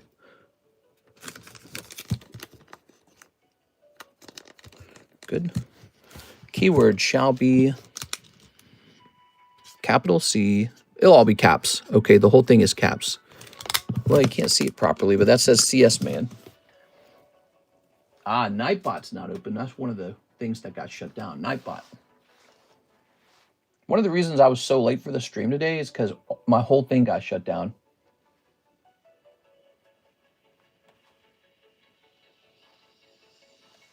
How do I log in? What do they, like, change it?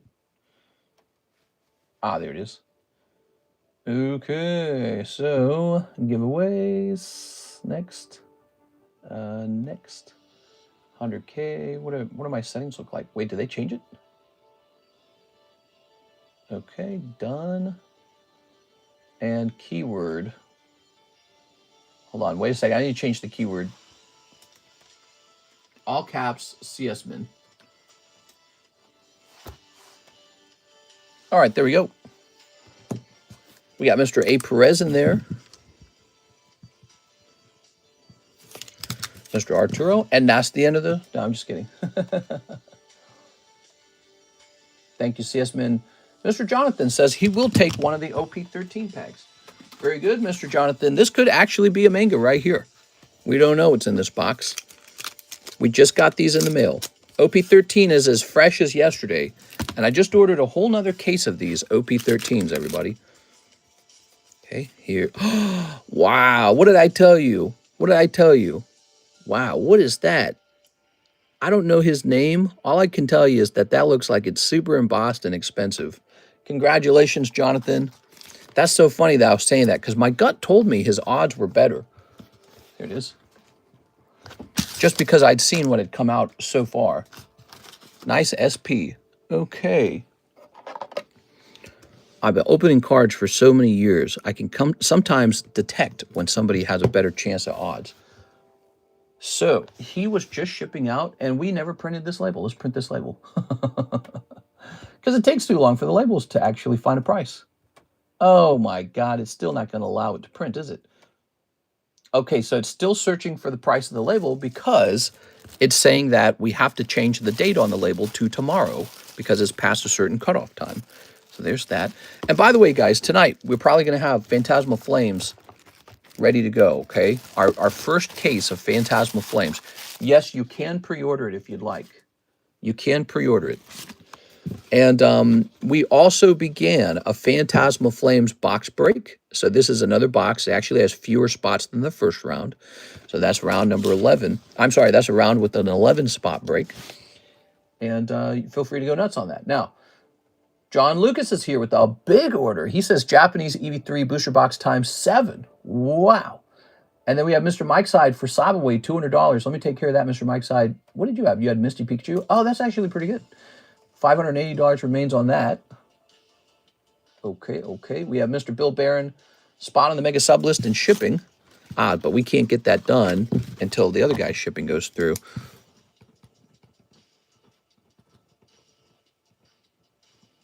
Bill Barron, you're in, Mr. Bill, on the new mega sub list.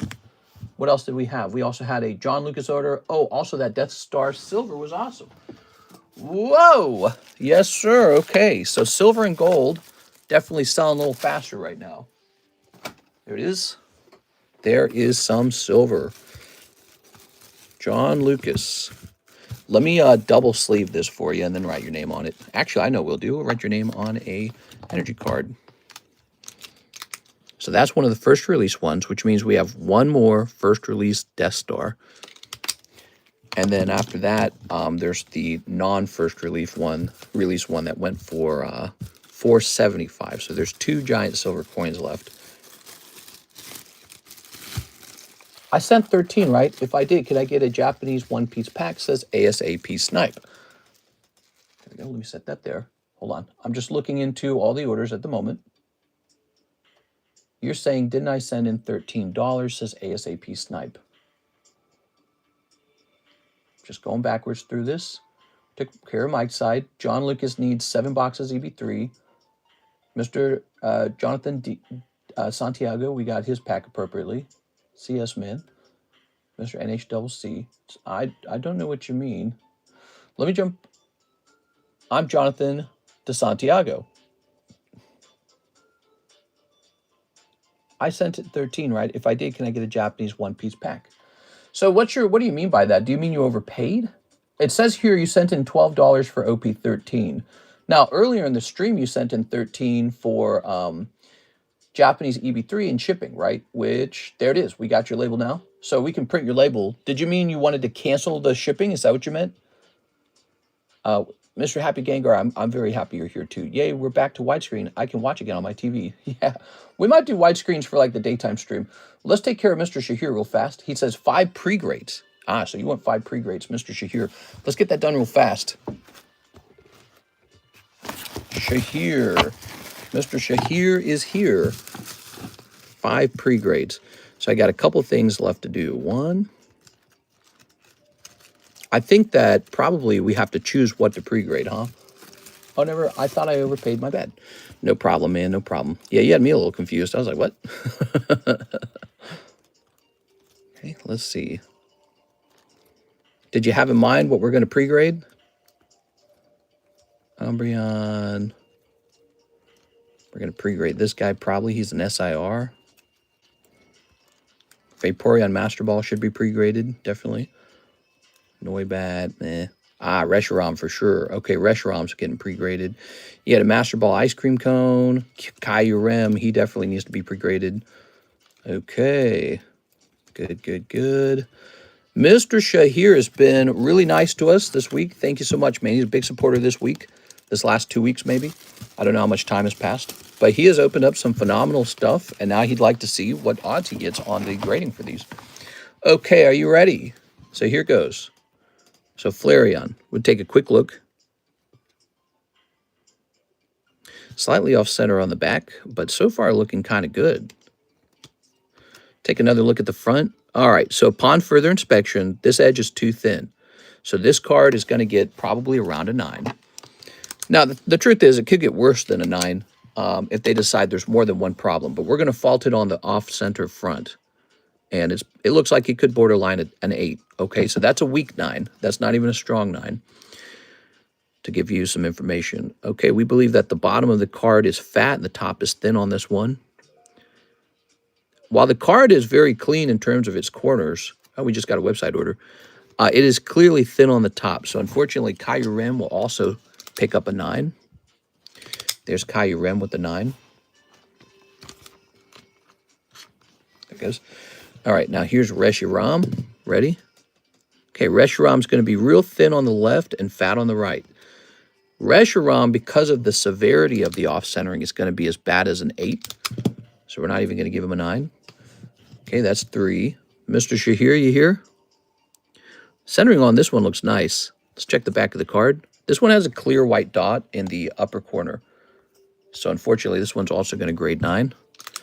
Do you guys see this? Are you guys watching this? Please, please appreciate the 10s. When you see 10s, you don't realize how hard they are to obtain.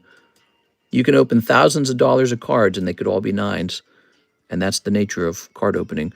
So this one's going to be thin on the bottom. We're going to flip it around. We're going to have a half dot up in this corner here. Okay, so I'm going to call this one a 9 as well. Combination of thin bottom and white dot in the upper right-hand corner. And then we have a Larvitar. Larvitar's got some kind of messed up edge here. This is card number 6. We're going to get this one for free for you, but this one has a messed up edge on this right side. It is. You can see there's something wrong right there. I don't know what that is. So this one could be as bad as an 8 right away without even checking any other aspect of the card. All right, and there you have it. Mr. Shahir, that is a 5-card pre-grade. In a way, you kind of saved money, Shahir. You could have sent these all out to grade, and they could have all graded like this. They could have looked like this when they came back, except the cost of grading is much higher than the cost of a pre-grade. So if you don't want a bunch of 9s and 8s, you kind of just avoided them for a pretty nominal fee. But yes, we do have to have a fee, or else people would just order me to pre-grade stuff all day long, and there would be a horrible wait line. There we go. Plus, it's kind of a nice little thing, isn't it, too? Right, it's a little skill. Yep, just my luck. Yeah, and you know what? It's not that unusual. Ask CS Man. He's been going deep the last couple weeks. It's not that unusual. He opened a lot of stuff, and ultimately, he got about one really good card. He got the Venomoth. And that one card, Venomoth, will pay for a lot of some of his openings, but you gain so much back on a 10 is my point. You gain so much back. Same with Black Label. Look, one Black Label could pay for the whole box of the Final Fantasy, but the rest of the cards could grade terribly. So it's crazy how that kind of works out. Here's the Rocket Pack break. So the premium on a 10 is so high that you can make a lot of money back on one good 10. But that is the nature of it. It's very tough. So scrolling back over here, there is an order we could fulfill, and it is the Jonathan Lucas order for, what was it, 7 boxes of EB3. What time is it? 7:30 right now. Let's go get it. Let's go get it. So 7 of them, huh? Do I have one in the room already? What do we have in the room already?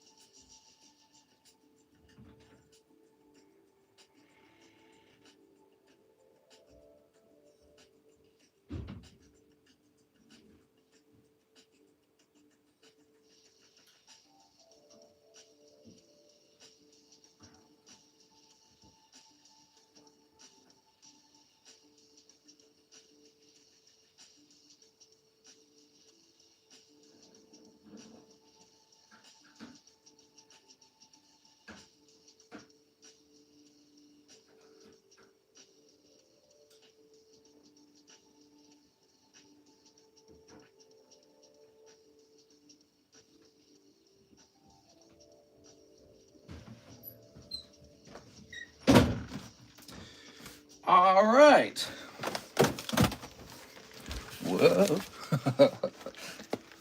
Trip or something. Let's back up.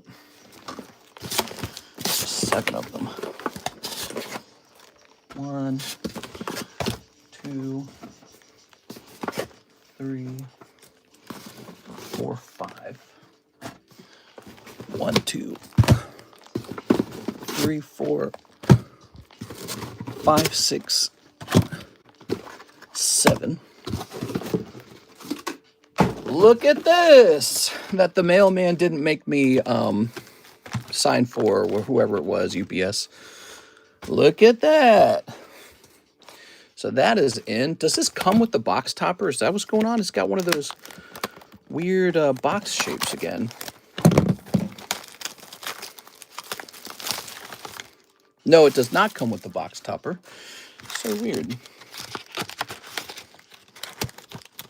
Which box will we keep this in? Maybe just keep it right here for a moment. That should be popular. Okay. Stream extended for another hour confirmed. Whoa. So that's no longer a pre-order, but it's the end of the stream. And we have 7 boxes of One Piece to open.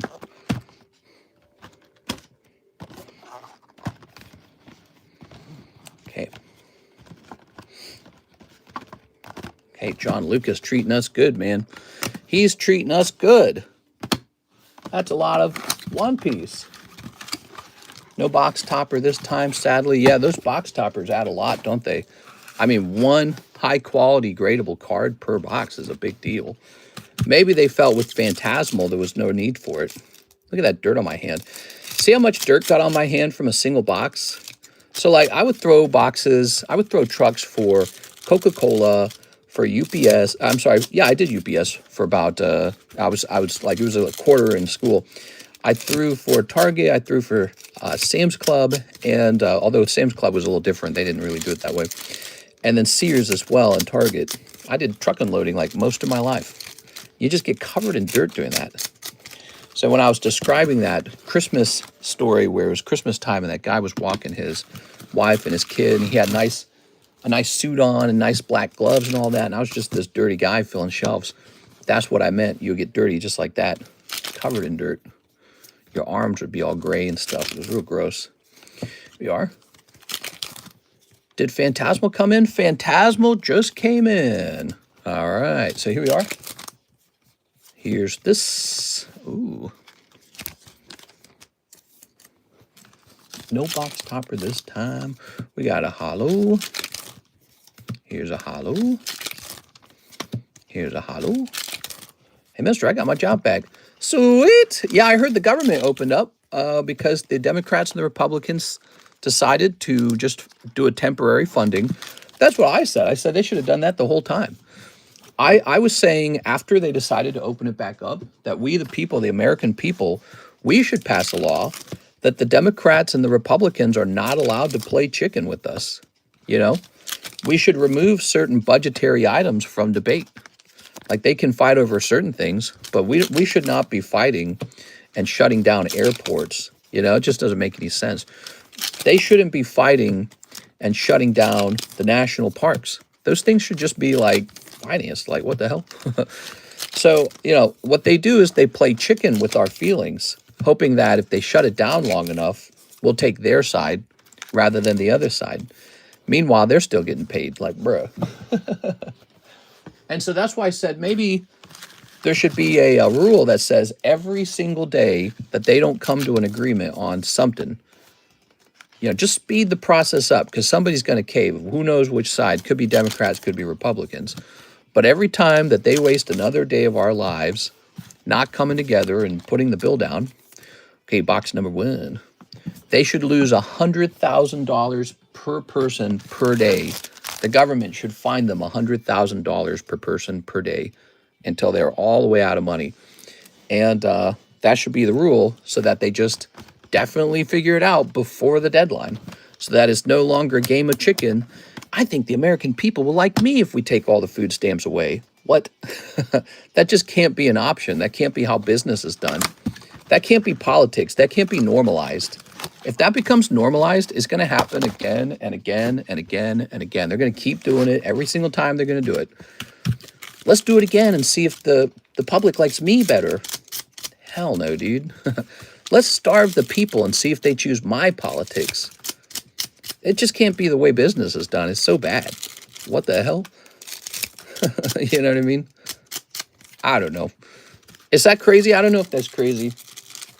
Could you add the non-first release Death Star and the last Dragon Silver coin? Yes, sir. I could do that for you. I don't mind. Okay, snipping up this. All right. Very good.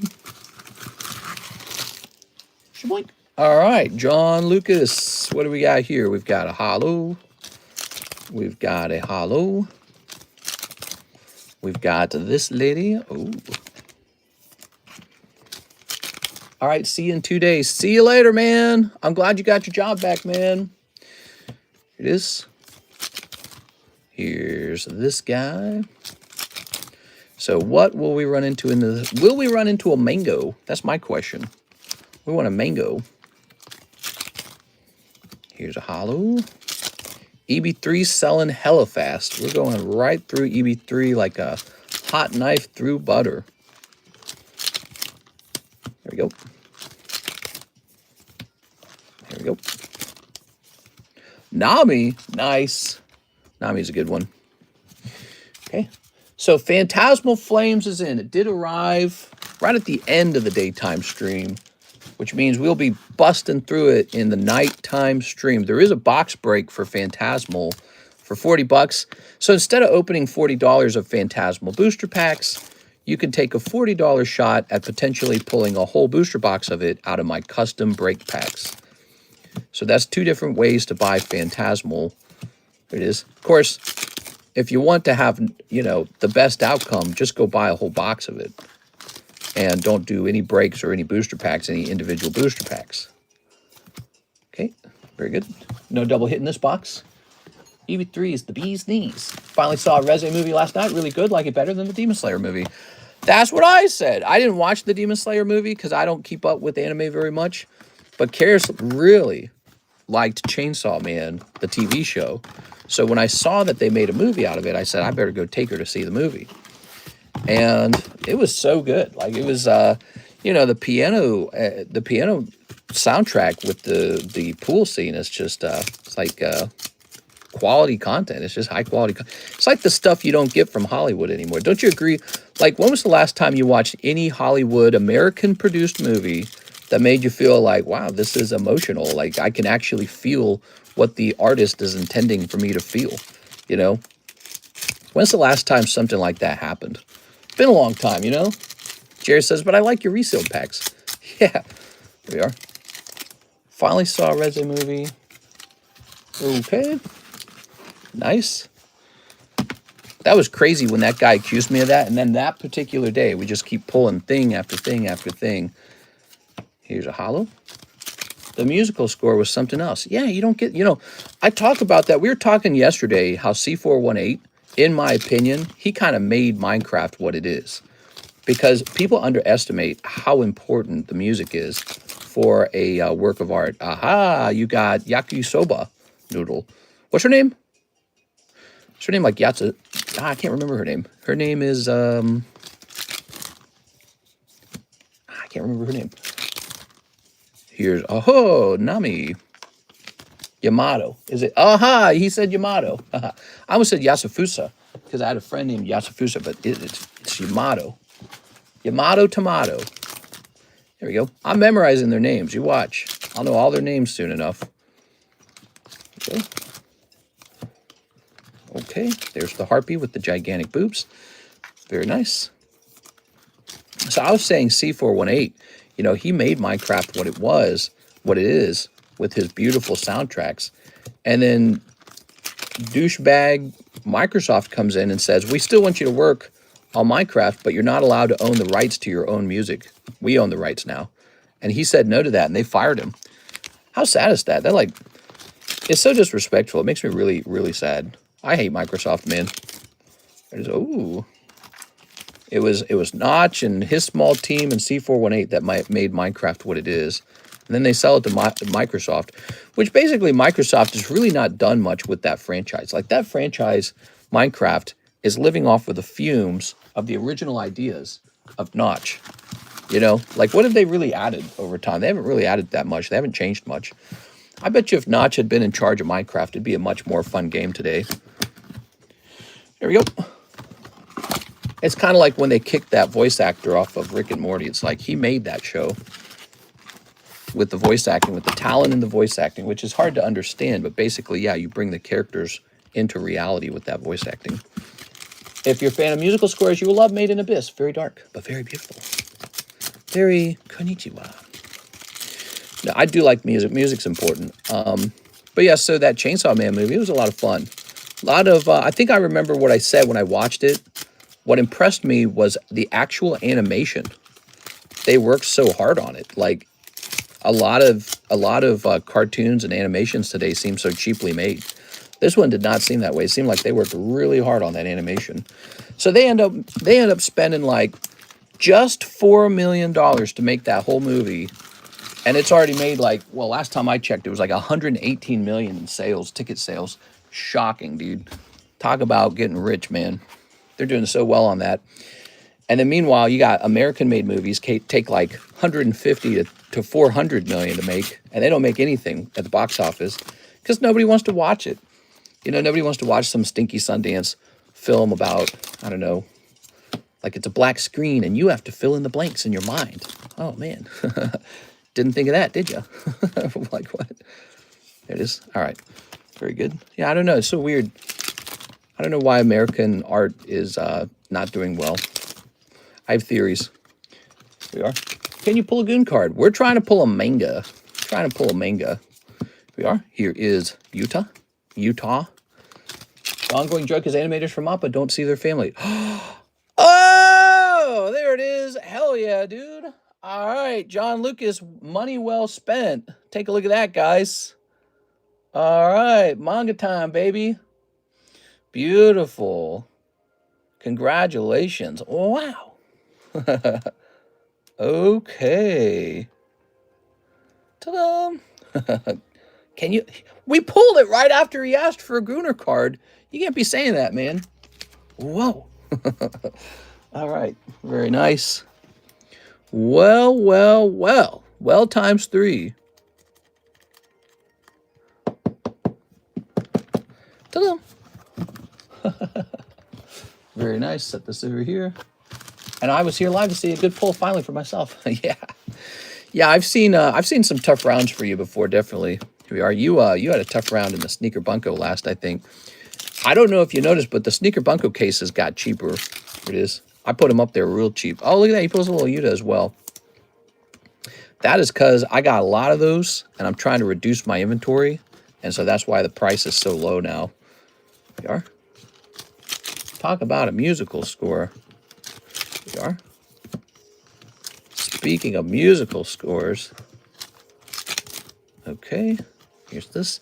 He said, pull me a Gooner card, and we instantly pulled the Mango.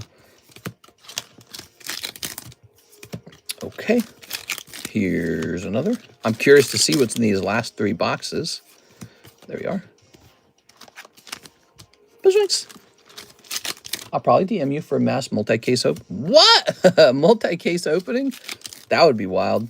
There we are. You need the other one and have all tree graded as a set. All tree. There's trees. All right. We're buffing through these. Utah's power, I like to call her Utah, is literally music. What? There we go. Okay. Snipping this. And snipping this. That can't be right. What do you mean her power is singing through her butt? Snipping this.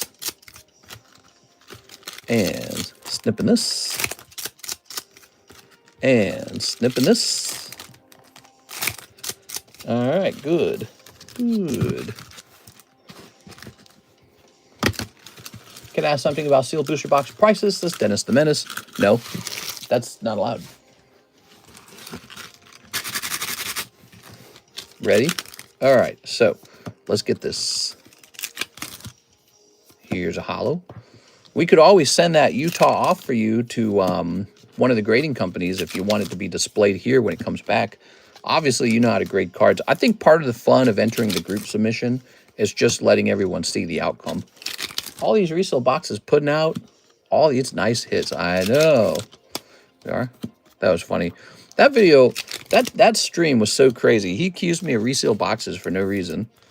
Because it's literally, we've always had great pulls. And then that very stream, we're just pulling banger after banger after banger. It was really funny. There are. Here, ooh. Trafalgar Law. Oh. Okay. I can understand why people would be so, maybe they're right to be a bit skeptical, you know, because it's like, there are guys on the internet probably doing that crap. I mean, there's probably somebody doing it all day long. That's the whole reason that people still come here to open cards, is because they know this is a very safe place to open cards. Here we are. How much is the current value of a Dragon Frontier sealed booster box? Oh, Dragon's Frontiers? I don't know, 50 to 70,000. I don't know. Wait, Dragon Frontiers, the one with the black star Zard in it. Nah, it's not 70 anymore. I would place that box close to 100,000 today. What do you think? 100,000. Because the black star Zard now sells around 60. Okay, good. Next box.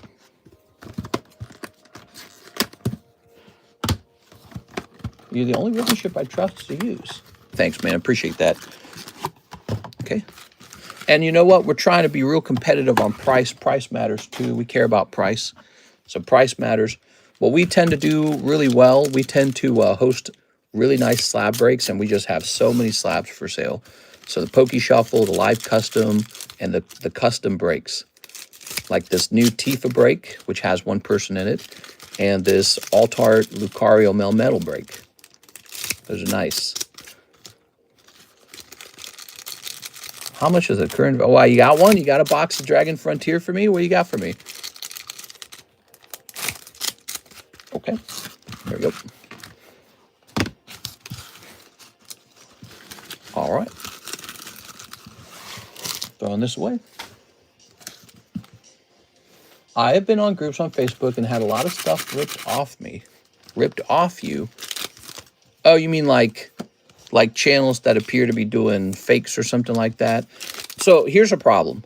A lot of the guys running these rip and ship channels are not independently wealthy. They are just starting out. I've been doing this for like, I'm in year 7. So I benefited from 7 years of Pokemon card appreciation, and I put all my money into Pokemon, and I was already making $80,000 a year on the TheCardconomist, and my wife's a software engineer. So together, we're not really begging for money. Some guys are just guys who dropped out of high school, got a job at McDonald's, and now they sell you Pokemon cards because they saw someone else do it. And those guys do not have any qualms about cheating or stealing from you because they're still trying to put enough money together to buy their first home. So as sad or as tough as that sounds, if the person who's doing your rip and shipping is kind of really poor, the odds that he finds some trick to steal from you are really high, I would bet. You know, stuff he can do off camera. And yeah, I wouldn't buy from those guys ever. Like, why not just go buy from eBay? At that point, anyways. So if I was gonna have somebody do the rip and shipping for me, I'd pick somebody who's been around for a while, somebody who's got some, you know, internet backstory, like you can look into them, right? Because when somebody does something bad, usually a piece of content eventually is made about you know, them stealing or something like that. So we got six completed years of nothing like that, you know what I'm saying?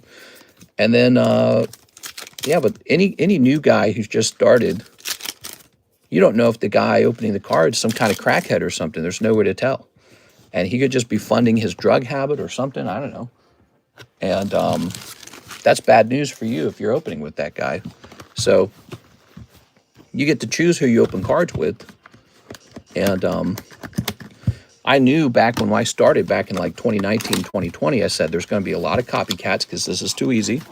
And then my second thought was our golden goose is that we're going to be super, super, super, super trustworthy. Because I found when I was buying the product, that was the trouble for me. I didn't know who I could buy vintage from, who I could trust. And I said, oh, this is a real problem in the market. And there were resale boxes of vintage, and it was just really bad. And I said, trust is going to be one of the most valuable currencies for rip and ship channels. And it's just something you cannot easily, like if you start a rip and ship channel, you and your grandma start a rip and ship channel tomorrow, you cannot have that trust already. It takes years to build that kind of trust. And so that's what I spent the last years doing, working on value and trust. Value and trust. Trust is really important. And that's the rule. I teach people who work for me that the trust is the golden goose for card opening. Here it is. Here we are. Have you ever gotten a reseal? Yeah, one time we were doing a break on a Dragon Frontiers booster pack that I purchased from Italy, and it was resealed. And as a result, I immediately got another fresh pack. Oh yeah, bonus pull.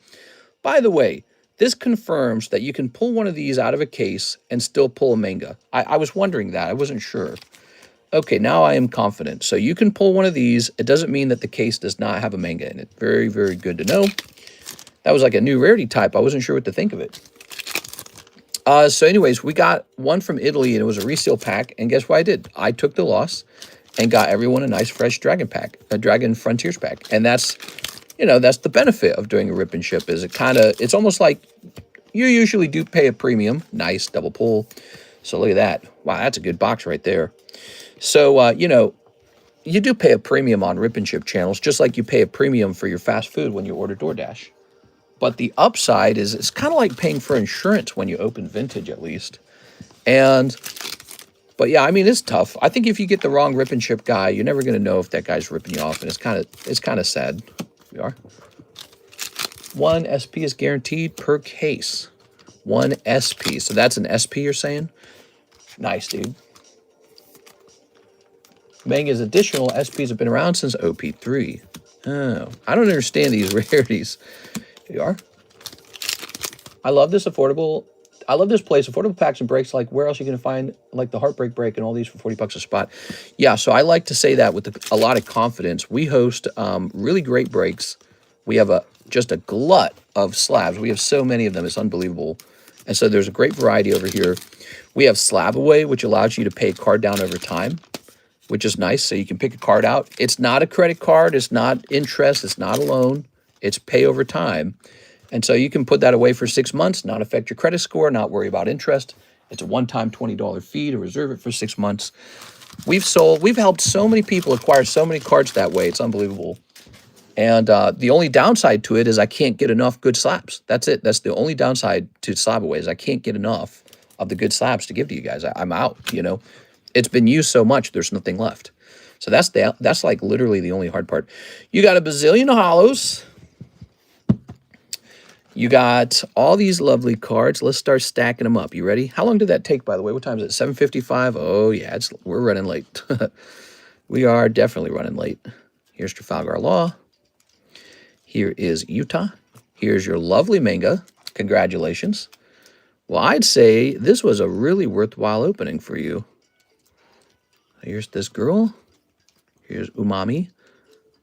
Here's Hat Cowgirl. Here's Trafalgar second time.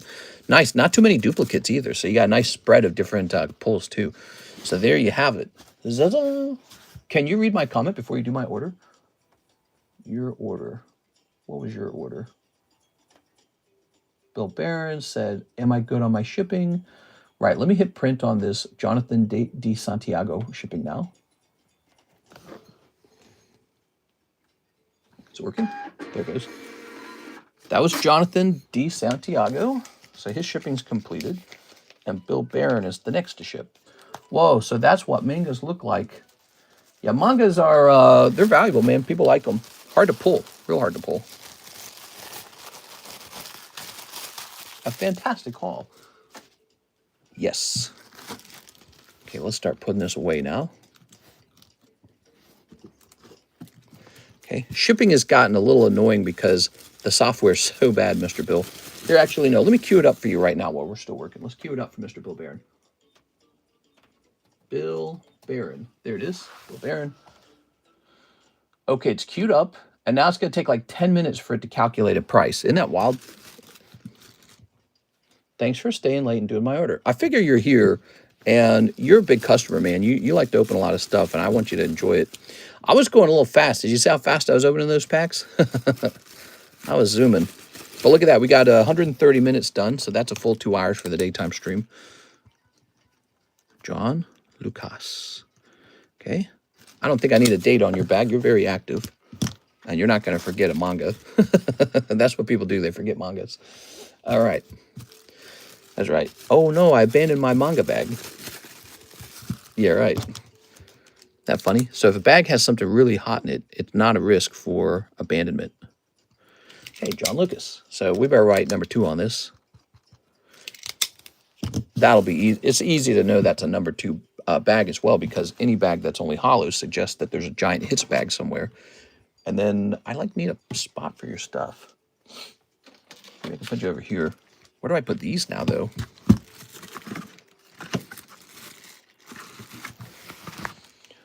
Okay, John Lucas, I've set you to the side. What do I do with all this crap? See, this is like the stuff that goes into the junk packs, you know? I don't know what to do with all this. You should make a compilation on this opening. Yeah? You know, if anyone wants to do, be like a backup editor or something, I'd love to train you and put you to work on the second. There's a second YouTube channel that is just like for screwing around, for experimentation. And I am all about expanding, you know, like if I can expand and get even more videos made, I think that that's really cool. There you go. Because I've already pretty much maxed out my work time. It's hard for me to work more. There we go. So I'm always interested. If I can make somebody productive somehow, like if I can give them something to do where it's worth their time, I like that. Okay, junk packs are fun. You should make compilation. I win the completer coin auction. So I wanted to cancel it and put the money towards cheaper Star Wars coin. Oh, that's understandable. How much did it go for? Let me see real fast, because I think we were talking about that. I don't know if I got an order for that. Yeah, actually, I'll just ask you. How much did the completer go for? Can I ask? Let me jump over here. So we did receive an order. It was a website order. So the website order, $335 to finish the coin, plus shipping, $10 to slab away a cheaper Star Wars coin. website order. Okay, so it went for $250 on eBay, and you are wanting to convert some of the money. How much did you put toward it? Hold on, let me see. So this is like a math equation. Let me just see. Let me look into it. Savaway, Victor Cardenas. So you had the completer coin, but you only put $5 onto it and then a $5 fee. Okay. And so really there's, if I was to undo the fee because I'm such a nice guy, I'd buy it off of you for $250 if you want. No, I'd probably keep it at $250. Let's see. Let's see. $10 to sob away the cheaper Star Wars coin. Didn't Brandon tell me he wanted to buy that already? I think Brandon bought it outright. So Brandon bought this outright. Give me a second here. Here we are. Okay. I just sold the whole Burger King set, never opened. Nice. So Mr. Brandon bought this outright. I think I should probably let him do that, okay, right? It's that I don't remember exactly who ordered it first. Actually, what time did you order this? Does it say 33 minutes ago? So you were both talking about it. I don't know who said what first, but he has cash right here. He's buying the whole thing outright. Let's see. Where'd he go? Oh, here it is, Brandon. So you can see he has a ton of cash. He wants to buy it outright. Although it is tempting to let you put it into Slabaway just to get that little $10 or whatever it is you put toward it. But that's going to be minus 475. So 1,735 is. It's fine if heated. It is 1,735. So that's what's left for Mr. Brandon. Okay. And here's all the silver selling really fast, huh? Okay.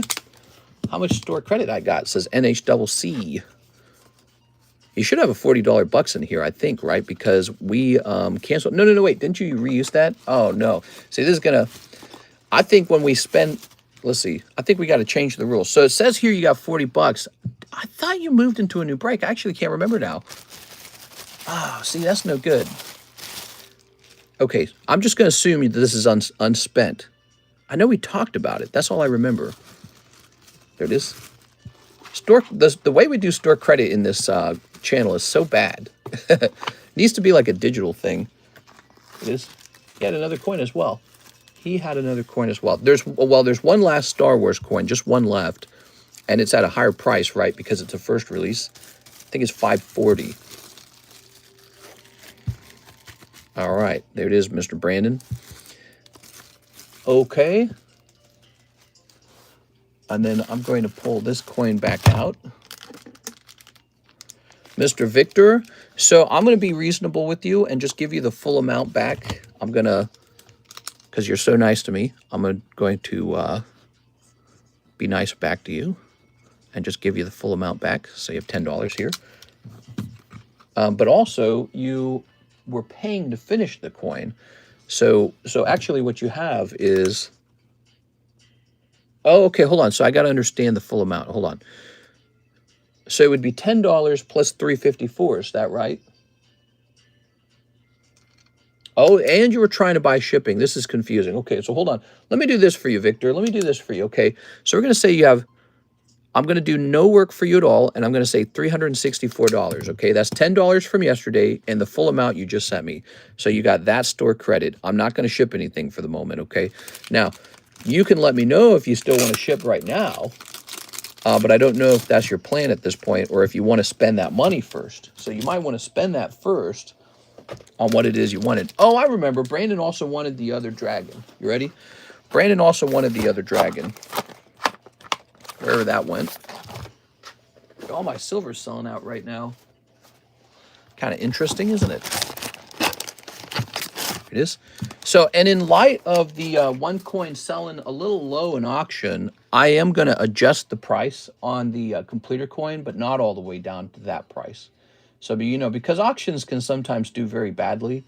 So the silver Queen's completer will go to $300. Okay, so it is cheaper. The Queen's completer will be $300 now. If you're interested in it at $300, it's still available. And here are my thoughts. So you got it for 250, but it's auction. And I feel like auction doesn't always, you know, sometimes people are just not ready to buy something. Sometimes they're not watching it. It's really it's a buyer's price, so it's a very nice thing. But if you look at the seller's price on eBay, the only one on eBay is like $400, so it's much higher. So I'm going in between that. I think that's fair. We're going in between that at 300. Plus, not to mention, you know, it can be thrown in with your other items, so you're not paying any extra shipping on it. You're not paying any extra fees or anything like that. Give me anyone. I'll take it at 300. Oh, okay, cool. So let me go grab it. So you have money left over. Oh, I shouldn't have thrown that sleeve away. I think I just threw that sleeve away. So we're going to agree to 300 on this then, as a result of that auction that ended. And where did I wish I had the sleeve. Ah, here it is. Ha. Victor Cardenas. That was a good outcome ultimately, huh? I mean, it is still a really nice coin. So what that will end up doing, you will end up having, since you're buying it outright, you will end up with $64 remaining. Now you can use that to ship all your items out and anything else. I want to rule the Black Flame boost box. Hey, what's up, Mr. Mahi? This card goes to Mr. Brandon. Not card, this coin. So Mr. Brandon also got this 1635. So all the dragons are sold. I don't think I have any more dragons. You want the ruler of the Black Flame? You can't have the ruler of the Black Flame. That's my ruler of the Black Flame. All my silver selling in like one day. That's crazy. We have more of those completer coins. The one you just saw sell, everybody, was one of a couple. I think I have about 5 left. Oh, there's another Year of the Dragon, so we'll see about that. Here's a completer coin, MS68. We can probably go a little lighter on that, but these are nice. They're really thick. They're actually 2-ounce silver coins, and they're just shockingly beautiful. So yes, they do go up and down in price, just like all silver does, because they're not just raw material. Like cardboard is a raw material, right? But when you paint something on it, it's worth much more. That's cardboard, but it's valuable cardboard. So silver and gold actually work similar to this. When a coin becomes a collectible coin, it sells differently. It's the price of the collectible plus the price of the bullion. So we have a couple more of those. These are $300 as MS69s. That's a pretty good price in my opinion. The cheapest one on eBay is $400. All right. Victor, he says, ship me out, keep the rest for credit. Okay, but first we got to make sure that Baron gets printed. There it is, Mr. Baron. It looks like the price of shipping has gone up slightly, if I'm not mistaken. All right, and then you're going to need probably more expensive shipping. Let me see, Victor Cardenas.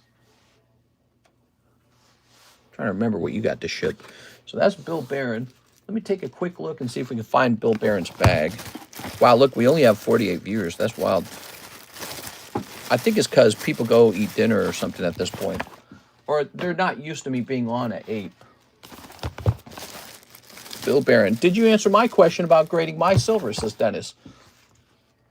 Hey, Dennis, I don't think I answered that one. What's your question? Did you say you had raw silver and you'd like to send it to me to grade or something like that? Maybe I could do that. That'd be interesting. Yeah, collecting silver versus stacking silver are 2 very different behaviors. You can do both. Okay, Victor Cardenas. Grab this. So, Victor, you have time to spend that money before this goes out. But Miss Alexis, what's today? Today's Wednesday. So Miss Alexis did not come in today. She's going to come in on Friday, letting you all know that, okay? So 64 minus 9 is what, like 55 or something? So you got 55 remaining. Okay, 55, Victor Cardenas. And let me think about everything you bought here. You bought a silver, you bought 2 silver coins. Okay, it's not a crazy amount. After a certain amount, we changed the style of the shipping. It's still pretty pricey, but it's not insane. Okay, wow, that calculated fast. That one calculated fast. I wonder why that one worked so fast. Weird. Maybe it's like a regional thing. Okay. I sent for the other Star Wars coin. Wow, all 3 Star Wars coins gone in one day? That's nuts, dude. Okay. Give me a moment here. So, Michael, your orders were placed at after 8 p.m. Those will be for the nighttime stream. And then Mr. John Lucas, I can confirm, guys, he totally sent for the last Star Wars coin. That's nuts, man. All of my silver coins gone. Damn, dude. And I've only got 1 gold gram left, too. That's wild. So people are definitely interested in silver and gold right now with the price having jumped. I did not use that 40 yet because was not a stream. No problem, man. I believe you. I wish I was like so smart that I could just like memorize everything, but I'm pretty dumb. Here we are. Okay, but you're right. I can kind of detect it in my head. I was like, I don't think he spent that. Let me show you the silver we sold today. Today, you might as well retitle it Silver Day or something. So we sold 1, we sold 2, 3, 4, 5,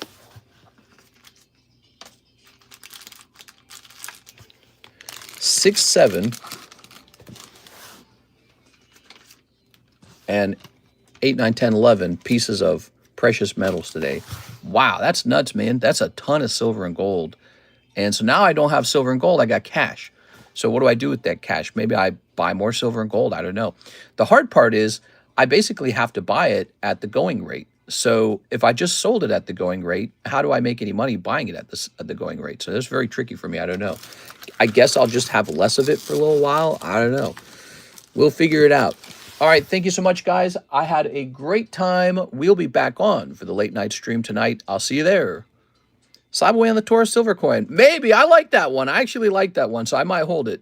We also have this nice black label here, guys. Look at that. See you tonight, guys, for the late night stream in about 4 hours, right? No, it's about 5 hours from now. See you later, everybody.